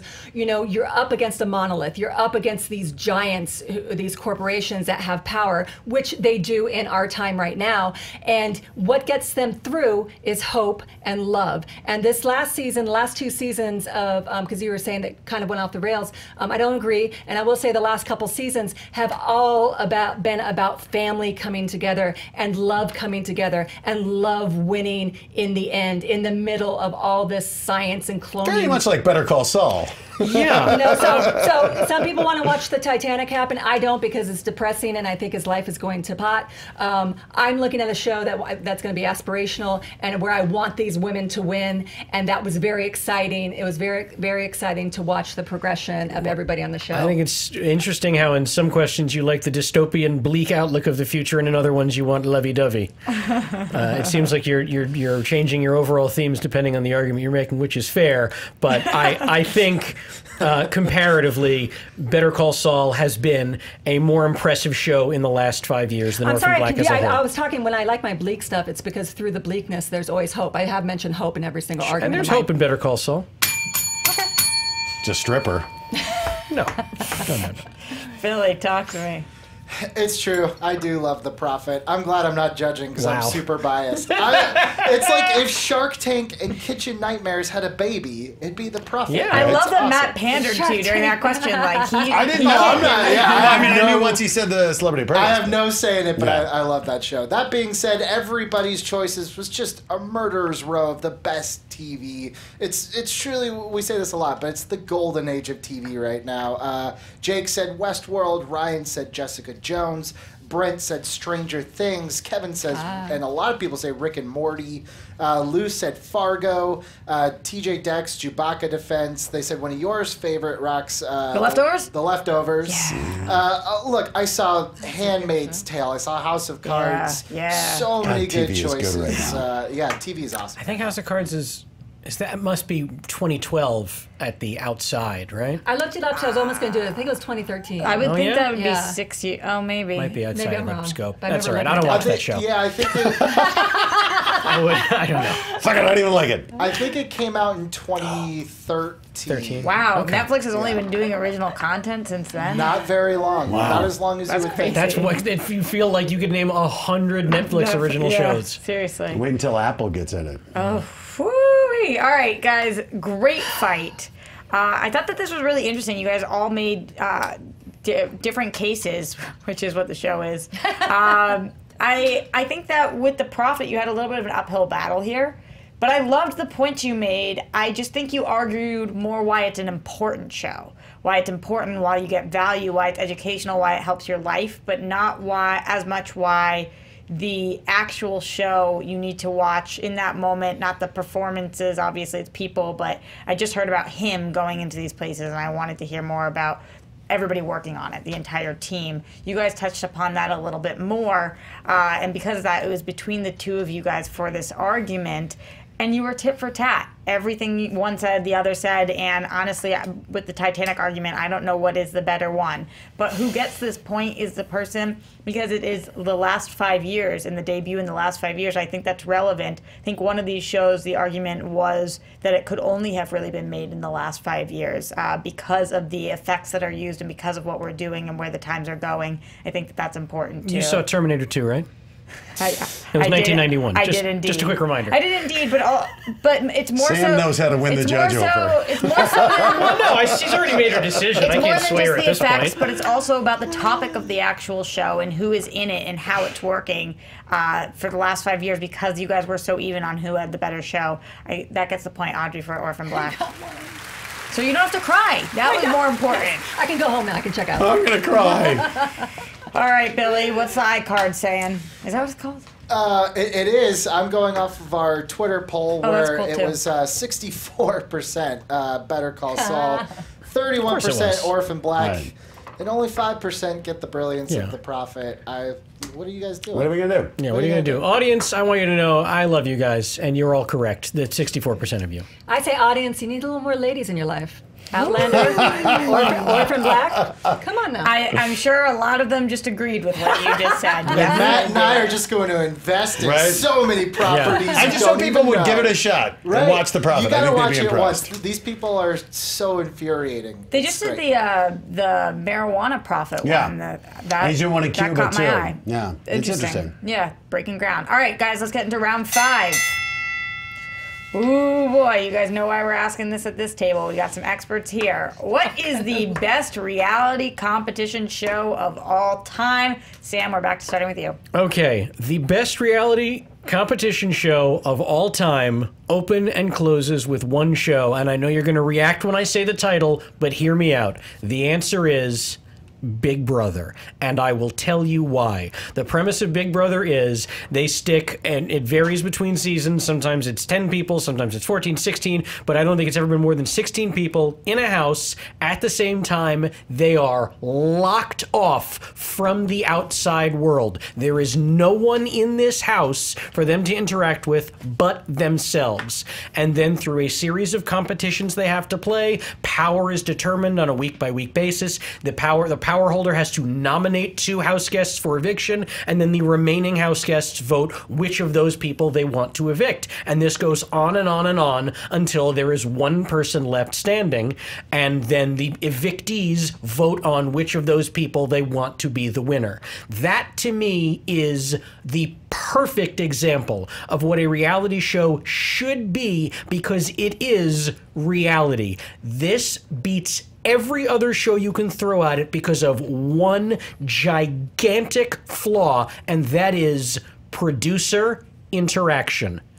There are so many reality shows on television that if you watch the credits real fast, you'll actually see them be credited as writers. Reality shows should be about reality. And there's no producer in the house to say, oh, sorry, we didn't get that. Could you have that argument again, but this time maybe call her a bitch? There's none of that. There's cameras running in this house 24/7. They capture everything. It is the most compelling, strategic reality show I have ever seen, and it is the only one I will watch because of that lack of producer interaction purity. Matt. I feel like he just took a shot at my show. Look, obviously, I would say American Ninja Warrior or Celebrity Apprentice, but I feel like I'm a little too biased on those. So I wanted to choose a show that I wasn't a part of. So the one I went with, which was... You've been a part of oh so many, yeah. Well, I mean, I've been a part of a lot of reality shows. And I went with Project Runway. And the reason is I don't care about fashion.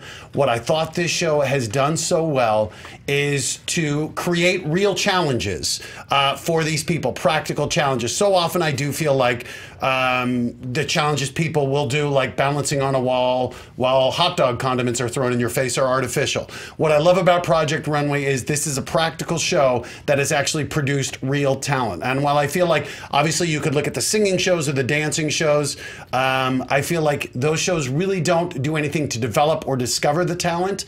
I feel like Project Runway, again, as someone who has no interest in fashion, I thought they found phenomenal hosts in Heidi Klum, but more importantly in Tim Gunn. I thought the show has produced real talent, and I thought they made something that is not a topic that I care about fascinating to me because of the storytelling that they do within it, and the fact that they have these actual judges, and the fact that this has had real world success in there, I thought has all made it one of the greatest reality competition shows of all time, next to American Ninja Warrior. Quick question, why is Tim Gunn more important than Heidi Klum?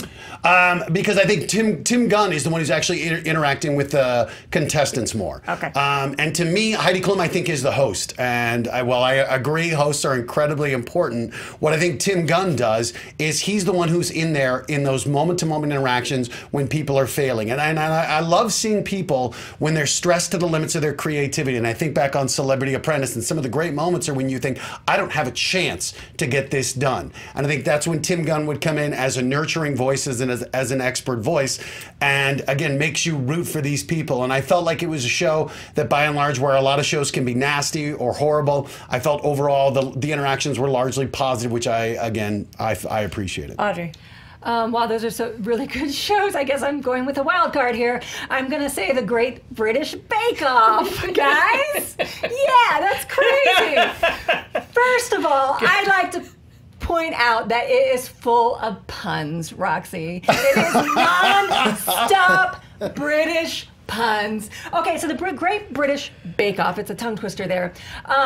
This is my kind of reality. I think you had a really great definition of reality, Sam. So this is my kind of reality show, though, where they have gone out and gotten a bunch of people who bake, just regular people who bake, because who doesn't like to bake? It's not a very, if you're not a professional baker, they went after people who weren't doing this for their career. okay? And they bring them in, and they put them in this really fancy tent, and they make cakes, okay? They make cakes, and what's fascinating about this show is there are old people, there are young people, there are middle-aged people. There are all different kinds of median wage groups in there as well. There are all different kinds of there's people of color, there's white people, there's men, there's women. And then they have 4 wonderful hosts, a guy named Paul Hollywood, that's his name, and he's a baker, and a woman named Mary Berry, who are 2 great bakers who come in and judge a competition. And they have 2 comedians, Sue and Mel, who are just the worst. I mean, they have the driest, most flat jokes that just make you smile. The puns, it's that British dry wit. And the great thing is when the competition started, people on the show all of a sudden turned around to start helping each other. It didn't become cutthroat. So somebody puts their thing in the oven and somebody else says, hey, do you need some help with that? And so it didn't become this backstabbing thing. It became a joyful thing. It actually was a thing that brought people together. It became so big in Britain that they actually had to schedule things around that except for sporting events. They changed the schedule of it because of the Olympics. So then Netflix grabs a few of its episodes and it goes crazy here in the United States. I have never seen people talk as much on social media about binging a reality show, but it really, really did take off here. And it's fun to hear people say words that you don't understand. In English, I mean, like bap is another word for roll. Did you guys know that? You can learn something here. Pudding is I thought that was a bad movie with Halle Berry. It's baps. Exactly. Pudding is just another word for dessert. Academy Award winner Halle Berry. Anyway, it's got a had a market effect on the population. The sales of, every time it premiered, sales of flour and baking goods went up. And it's just a very joyful show about real people, neat people. It's not superficial. It's relaxing. I can go to bed without worrying about anybody. And I like that. All right, let's fight it.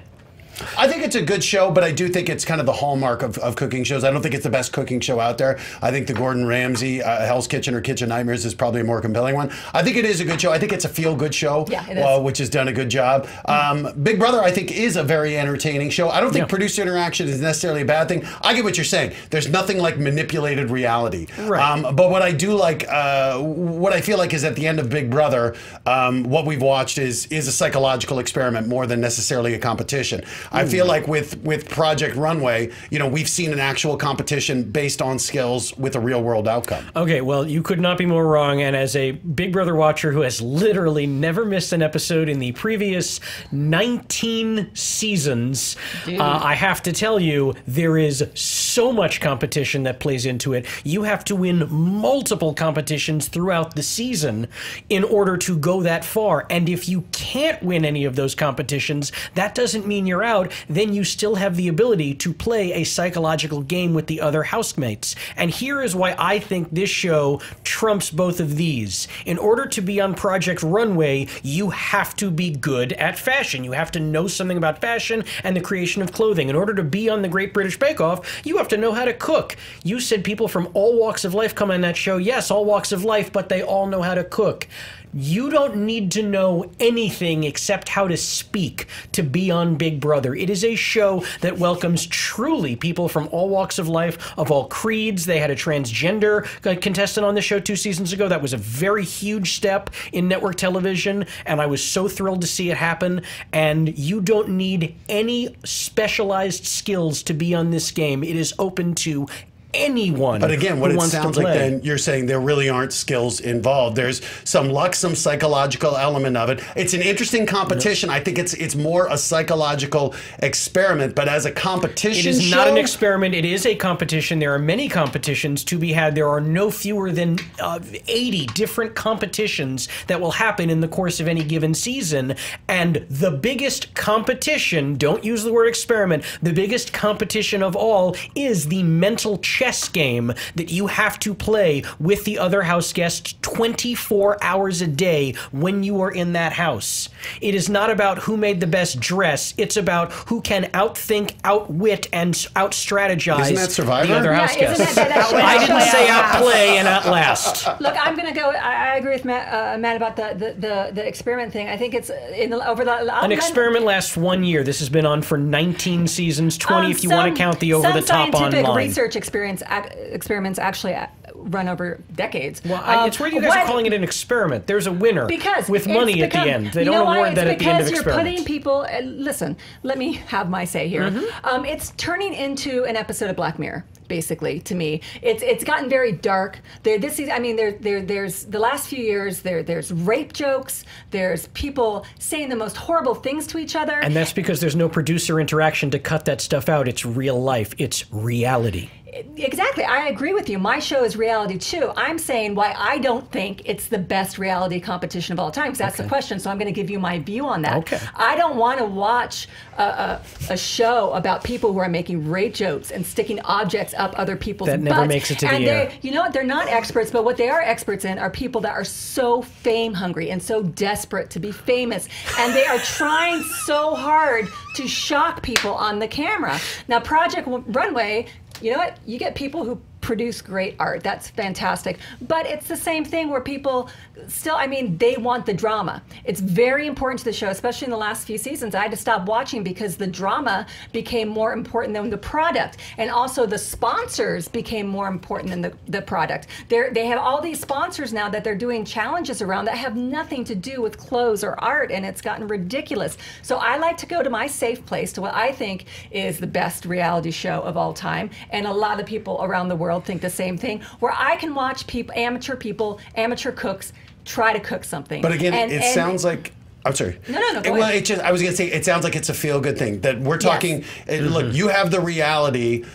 Yours, I think mine has the real competition as the reality. Which is people great. helping each other. Listen, That's the realness that's a I feel-good like. thing. Yeah. But in competition, No, but it's reality too. in competition, they are looking for a real winner that's merit-based. I think Big Brother sounds like an interesting show with an interesting reality component. But as for the competition, I still don't get what the competition is. There's a mental element. No, I'm not an understanding element. that there are The things. mental element is the competition. But the competition of having a winner, and that these winners are people who had talent and displayed it, I think makes it a great reality show, rather than something that's entertaining from our point of view to watch people psychologically fall apart. I think that's what makes It's Big not Brother about psychologically compelling. falling apart. The greatest winners in the show not only never fell apart, they knew how to coerce and manipulate, not So it brings out the maliciously, worst of people. not maliciously manipulate the other players in the game so that they could go farther. And that is the best part. And by the way, there is not a reality show on television, even your precious baking show, is where precious every to me.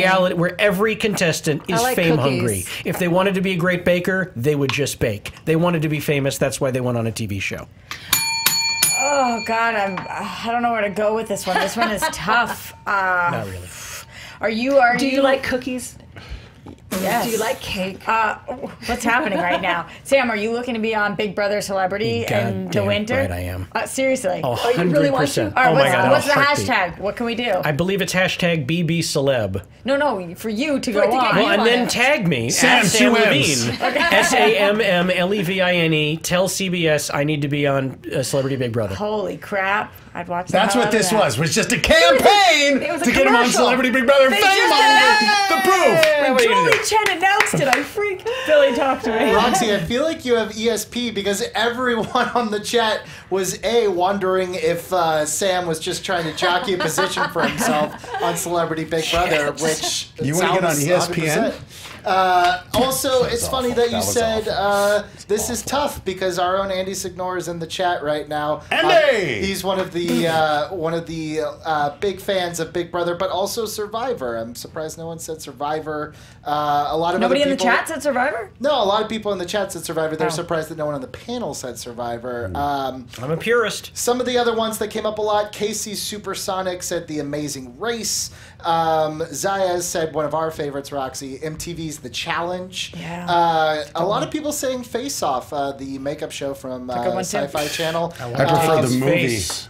Off. A lot of people also saying RuPaul's American Drag Race is one of their favorites. And Dax went all the way back to classic Nickelodeon with Family Double Dare. Oh, wow. That's a game show, not a reality show, but That's still. true, but I think Mark Summers is as real as it gets, man. A big part of these arguments is not just the facts and what you guys are presenting to be how the show operates, but is the passion behind your arguments. It really does shine through.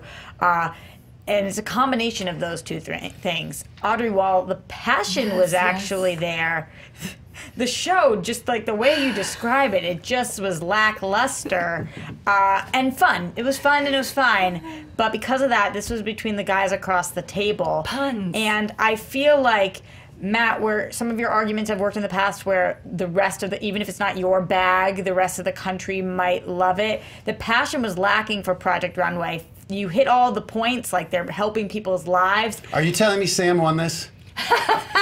Let me do my job, sir. we know where it's going. Sam, now. it was a combination of both, why the show is great and why you are so passionate about it. Sam, you get the point. Okay, can I say this? Yeah. I wanted Big Brother because I freaking love that show, and I've actually gotten in trouble.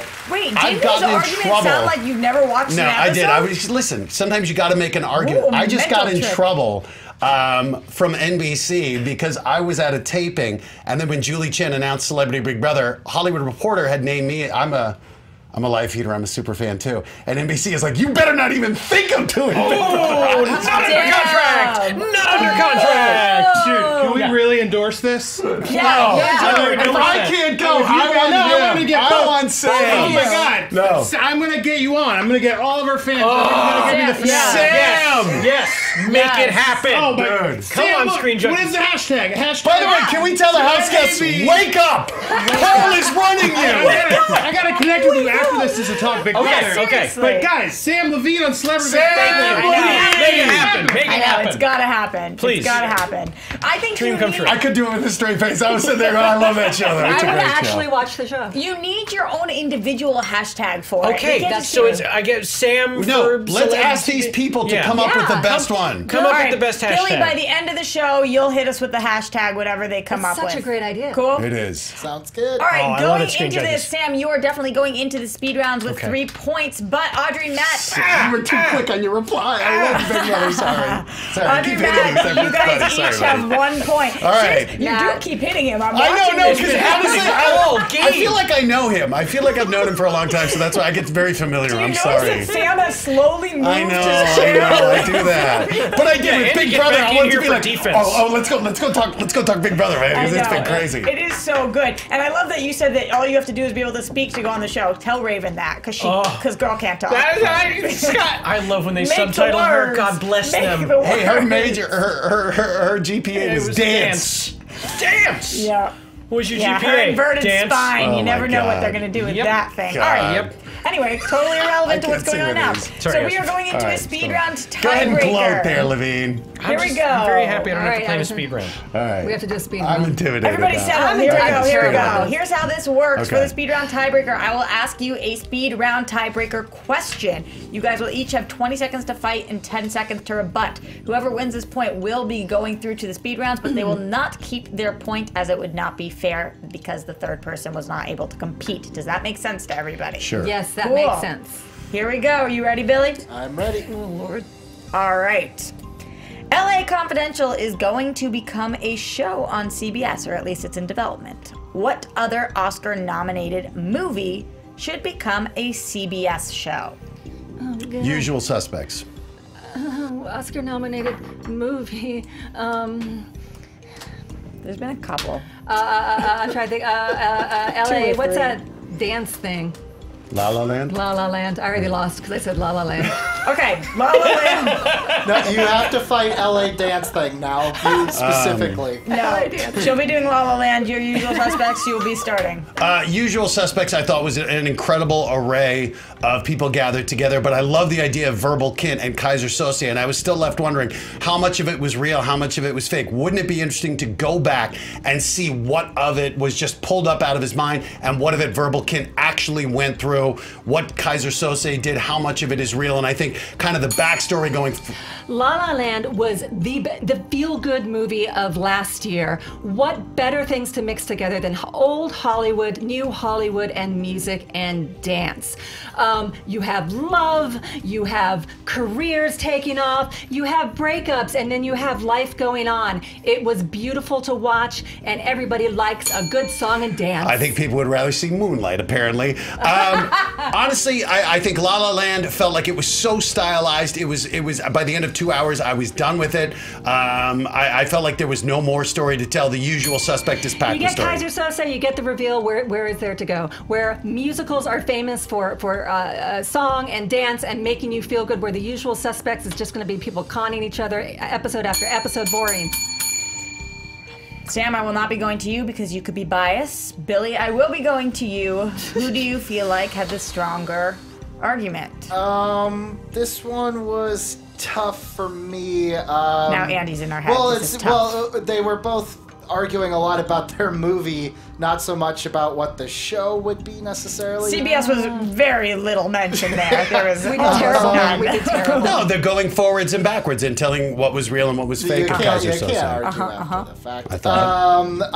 I do think, though, Audrey's last thing where she said they'd be conning people every episode, I was like, oh, that'd actually be kind of cool. I think I will go with Matt I on gave that you the one. point. No, kicked it into your own goal. Oh, I thought you meant think La La that- Land was conning people. I'm like, damn, wait, okay, mine, okay. Oh, Lord. I think that one of these had a storyline while the other one was like just kind of an outdated Glee, unsure. I also don't know if Feel Good is the right.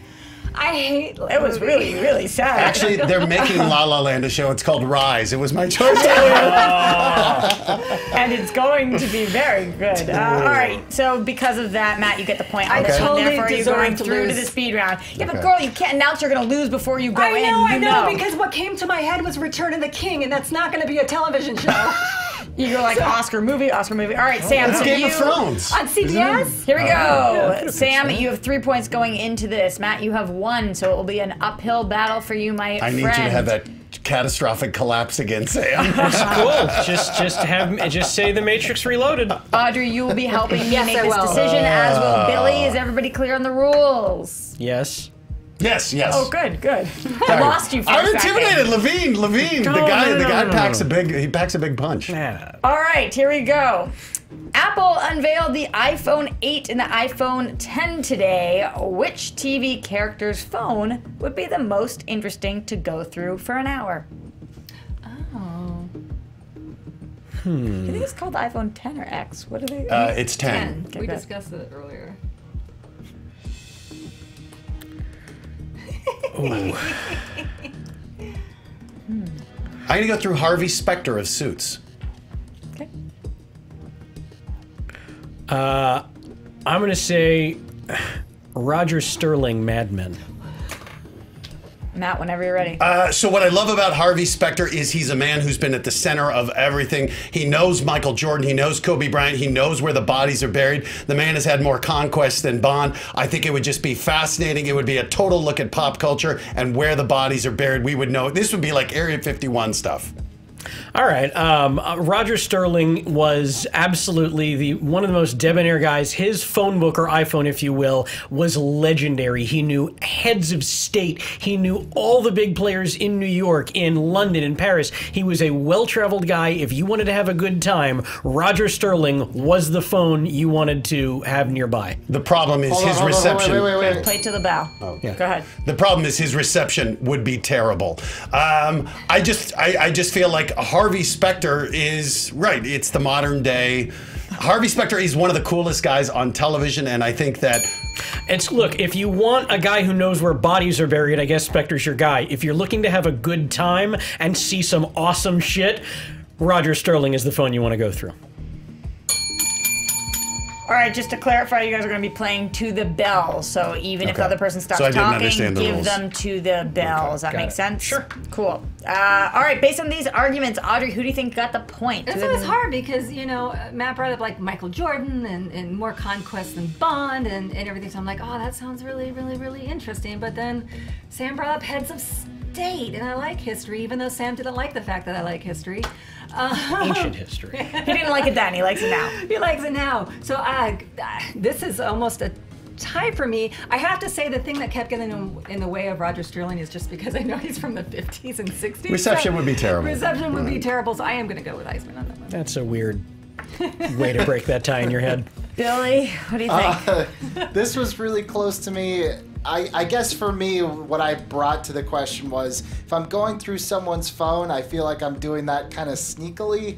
I don't know if I would call someone for a good time that was in someone else's phone, but I would want to see if they have any dirt on any dead bodies or anything in their phone, so I'll go with Matt.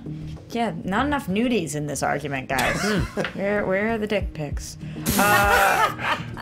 We made it so far in this show, Rox. That's fine. That could be said on network. All right. I think for this argument, because it is more about whose phone would be most interesting to go through for an hour, not to just have for an hour. If you're going through a phone, what you're finding, Matt, you focused on that more, so Matt, you get the point. Well done, sir. Thank you. Here we go, going into this next round. Sam, you've got 3. Matt, you've got 2. Oh my goodness. How many points are in this round? It's a great question. TV fights math. Just until it's dramatic. You have to get a total of 5 to win the game. Got it. So it's first to 5? First to I've 5. been hosting the show for 2 years. Cool. Is that what you asked? Here we go. In honor of Freaks and Geeks, Oh boy. who is TV's biggest geek? Ugh, for God's sake. Sheldon. Ooh, what happens Who do you think now? said it first? That was so... Stereo, maybe Sam by a hair. All right, Sam, you get Sheldon. Matt, you got to come up with a different answer before Sam Okay. can start. He is... No, before you can start. Oh.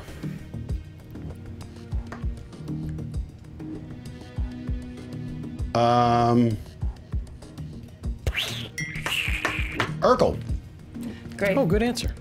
Sam, starting with you. Okay, television's greatest geek is absolutely Sheldon. He has his own spin-off show to prove that fact. Urkel never got a spin-off show. Sheldon is the epitome of what a modern nerd is. He's not some caricature. He is smart, he knows his stuff, and he's particular, and I think that's really what makes a nerd more so than anything else. My problem is you just said it. He's one of the most popular guys ever. People identify with him. They love him. That's why he has a spinoff.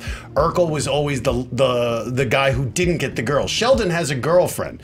I mean, he really has become geek cool. He's the coolest nerd. So Urkel, by far, I think would be the bigger nerd geek as we judge it, I think.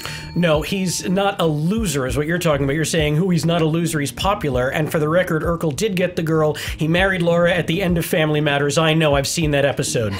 That is true. It took him a lot longer to get the girl than Sheldon did. And Sheldon has Asperger's, which I think we love, but is the trait that we're confusing with it. I think Urkel was just a guy who just didn't get it. Ooh, this is a close one. Really good speed round, guys. Billy, I'm coming to you first. Oh man,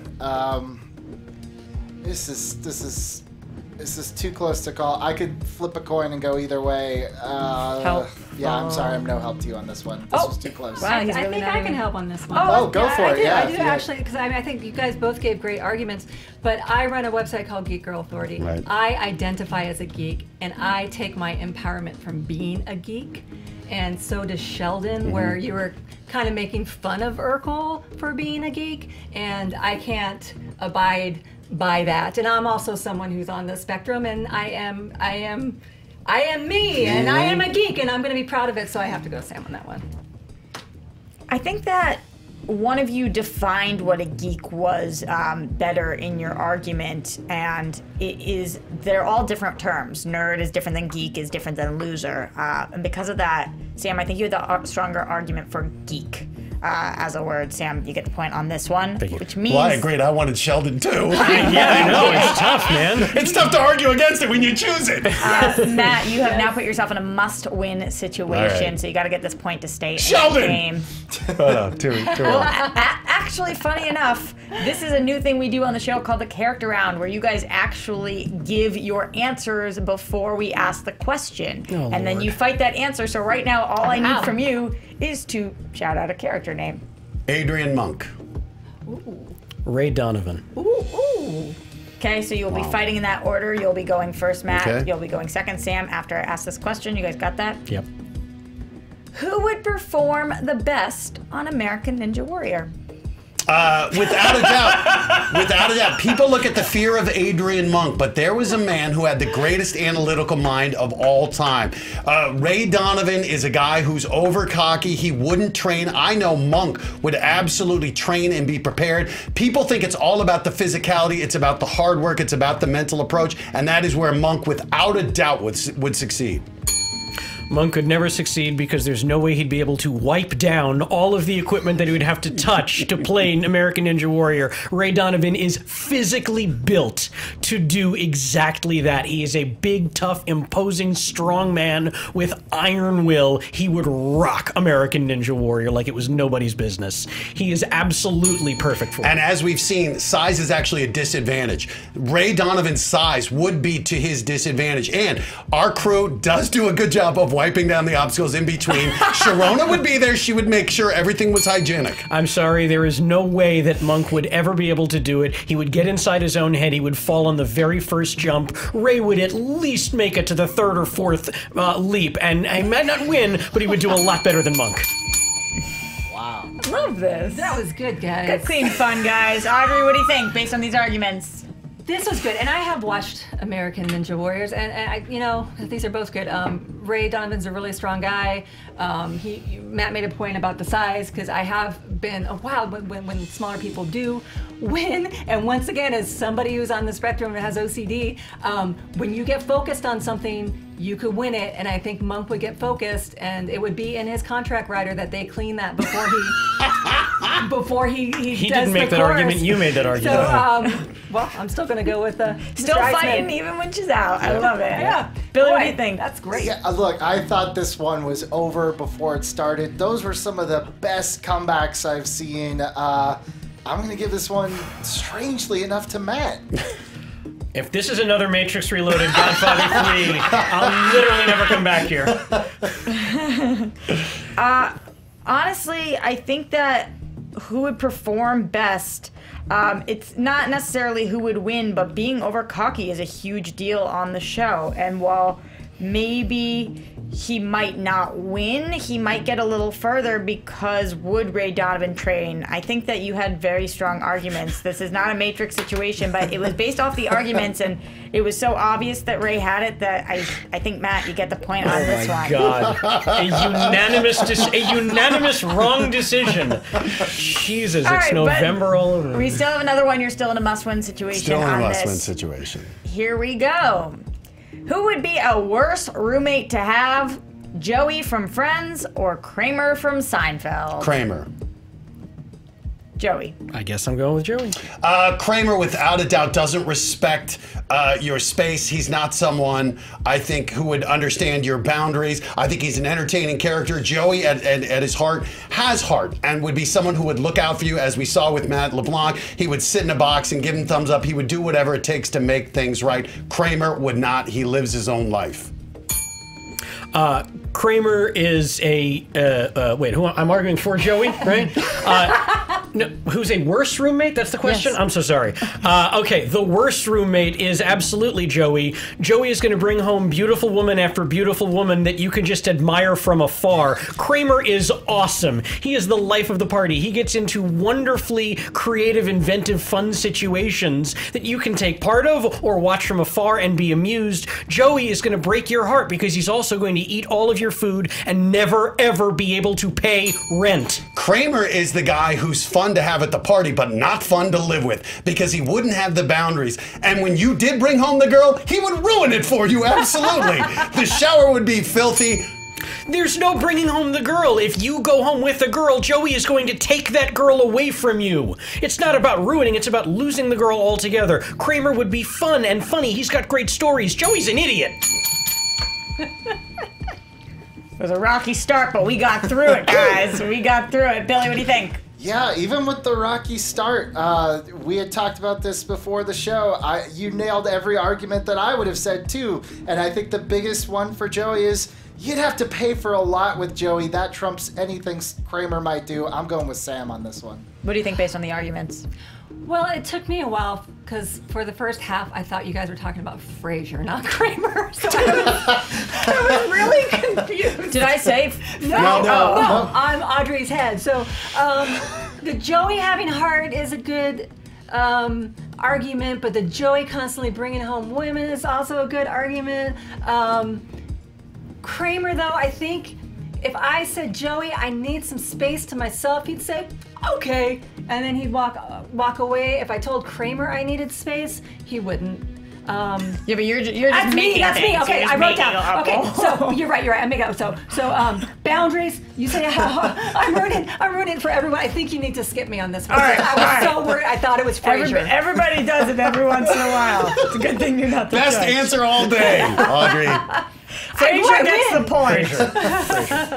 I think that you both had great pros and cons. I liked the pro that Kramer would have good stories and that at least it could be interesting. I liked the pro that Joey had heart. I think that those were both good. The cons, no boundaries, and also the con of no food, eating your food and you not having anything. Those are all great, but I think that the one that made more points, which is what I have to go off of because of the fact that you guys were going back and forth like that so well, is no money for rent. The beautiful women taking them, eating the food. Sam, you get the point. Therefore, the TV fight victory of the day. First victory! Woo! Matrix Noble 2. battle, my friend. Noble battle. Payback. Audrey, well played. Most Listen, importantly, though, whatever happens from here, you go on and win Celebrity Big Brother for all of us. Damn right I will! that is exactly what I was just about to say. Most importantly, more important than winning this show, Billy, did we come up with a hashtag? Yeah, there's a handful of good ones. There's Sam, just the easy Sam for Big Bro with the number 4. And Sam with 2 M's. 2 M's. There's double M for double B is another one. And then there's we want to know that Sam. hashtags SAMM4 BB and hashtag Inglorious Brother. Inglorious Brother. Would it have to be CBB?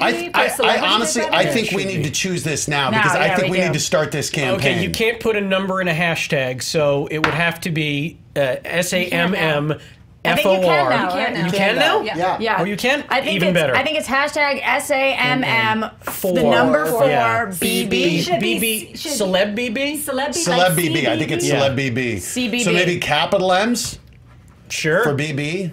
So figure this hashtag Sam with 2 M's, the number 4, CBB. Awesome. And make sure you also hashtag BB19 so it gets caught up in that traffic right now. Yes, Yeah. hashtag I want this to BB19 happen. also. That's a good idea. And tag And American Sam. Ninja Warrior. Yeah, tag Okay. that too. Here we go. This is it. Yep. This is it. Well, we Hashtag can't zoom in. Sam for CBB. CBB. He goes, zoom in. JT's not even on your Not even- camera. there's nowhere to zoom. He doesn't even. This is coming.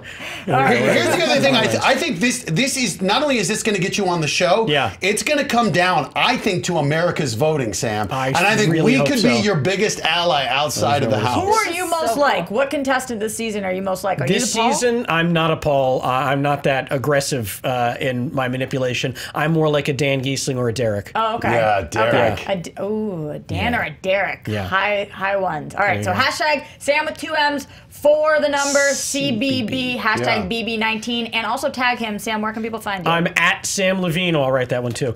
At Sam Levine on the Twitters and the Instagrams.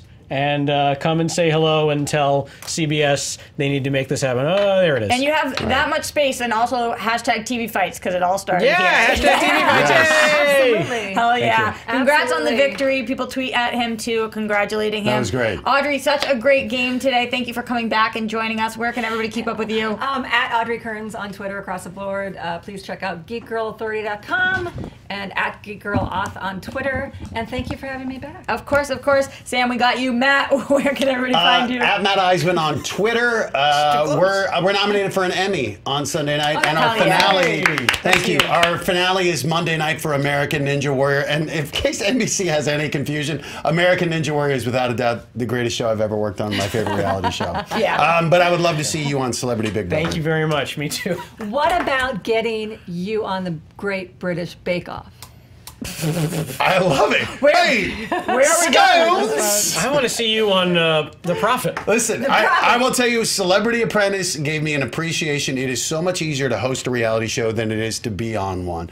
So, you know, as I look at Big Brother, I think, honestly, that is one of those shows where I feel like there is no respite. Mentally, Levine, I believe you're strong. It will test your limits. Absolutely, it will. In an experiment kind of way. Yeah, really, real social experiment.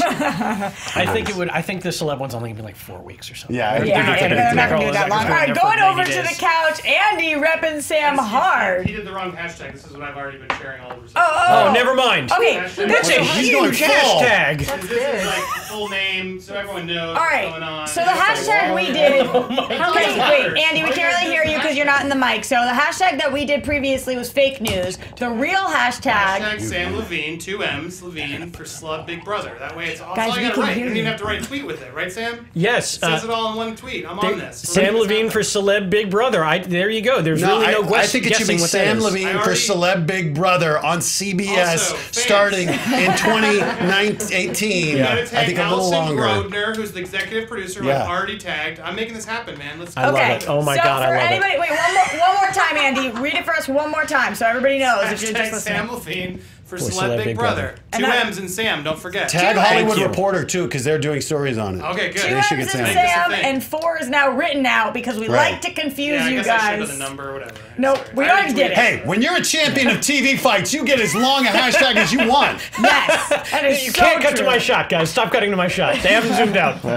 Keep it on the 2. All right, thanks, Andy, for coming to do that. We appreciate it. We're gonna do it, Sam. We're doing it live. I love it. Billy, we're gonna keep up with you in the meantime. Well, if you love Andy crashing into things every morning, SJU on Screen Junkies News at 11. And next week's TV fights, I'm really excited. We have Brandon Braga back in studio for so Star awesome, Trek fights. Wait, he's going to do TV fights? He's going to do Star Trek fights. We're really Star excited Trek. about Oh, Star that's Trek really- Discovery. that's It's going to be amazing. awesome. Yeah, he was incredible Awesome. last time, and he's He's gonna also really EP kill on it. the Seth MacFarlane show. I didn't realize the Orville.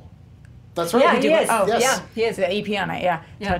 So, that's going to be an amazing one. And we also have some really other fun fights coming up. We're mixing it up. I mean, guys. not as fun as this group. No, this is the best one you guys are ever going to have. You guys are champions. You guys are awesome. This is like the longest fight we've ever done. So on that note, we will see you guys next week. Don't forget to tweet your questions. Hashtag TV fights. We love using them every single week. We love you guys. We'll see you 4 p.m. Tuesday. Mwah. TV. Bye. This episode is brought to you by T-Mobile. Want to hear how America's best unlimited network is upping their game? Now get Netflix included with your family plan. There's never been a better time to switch.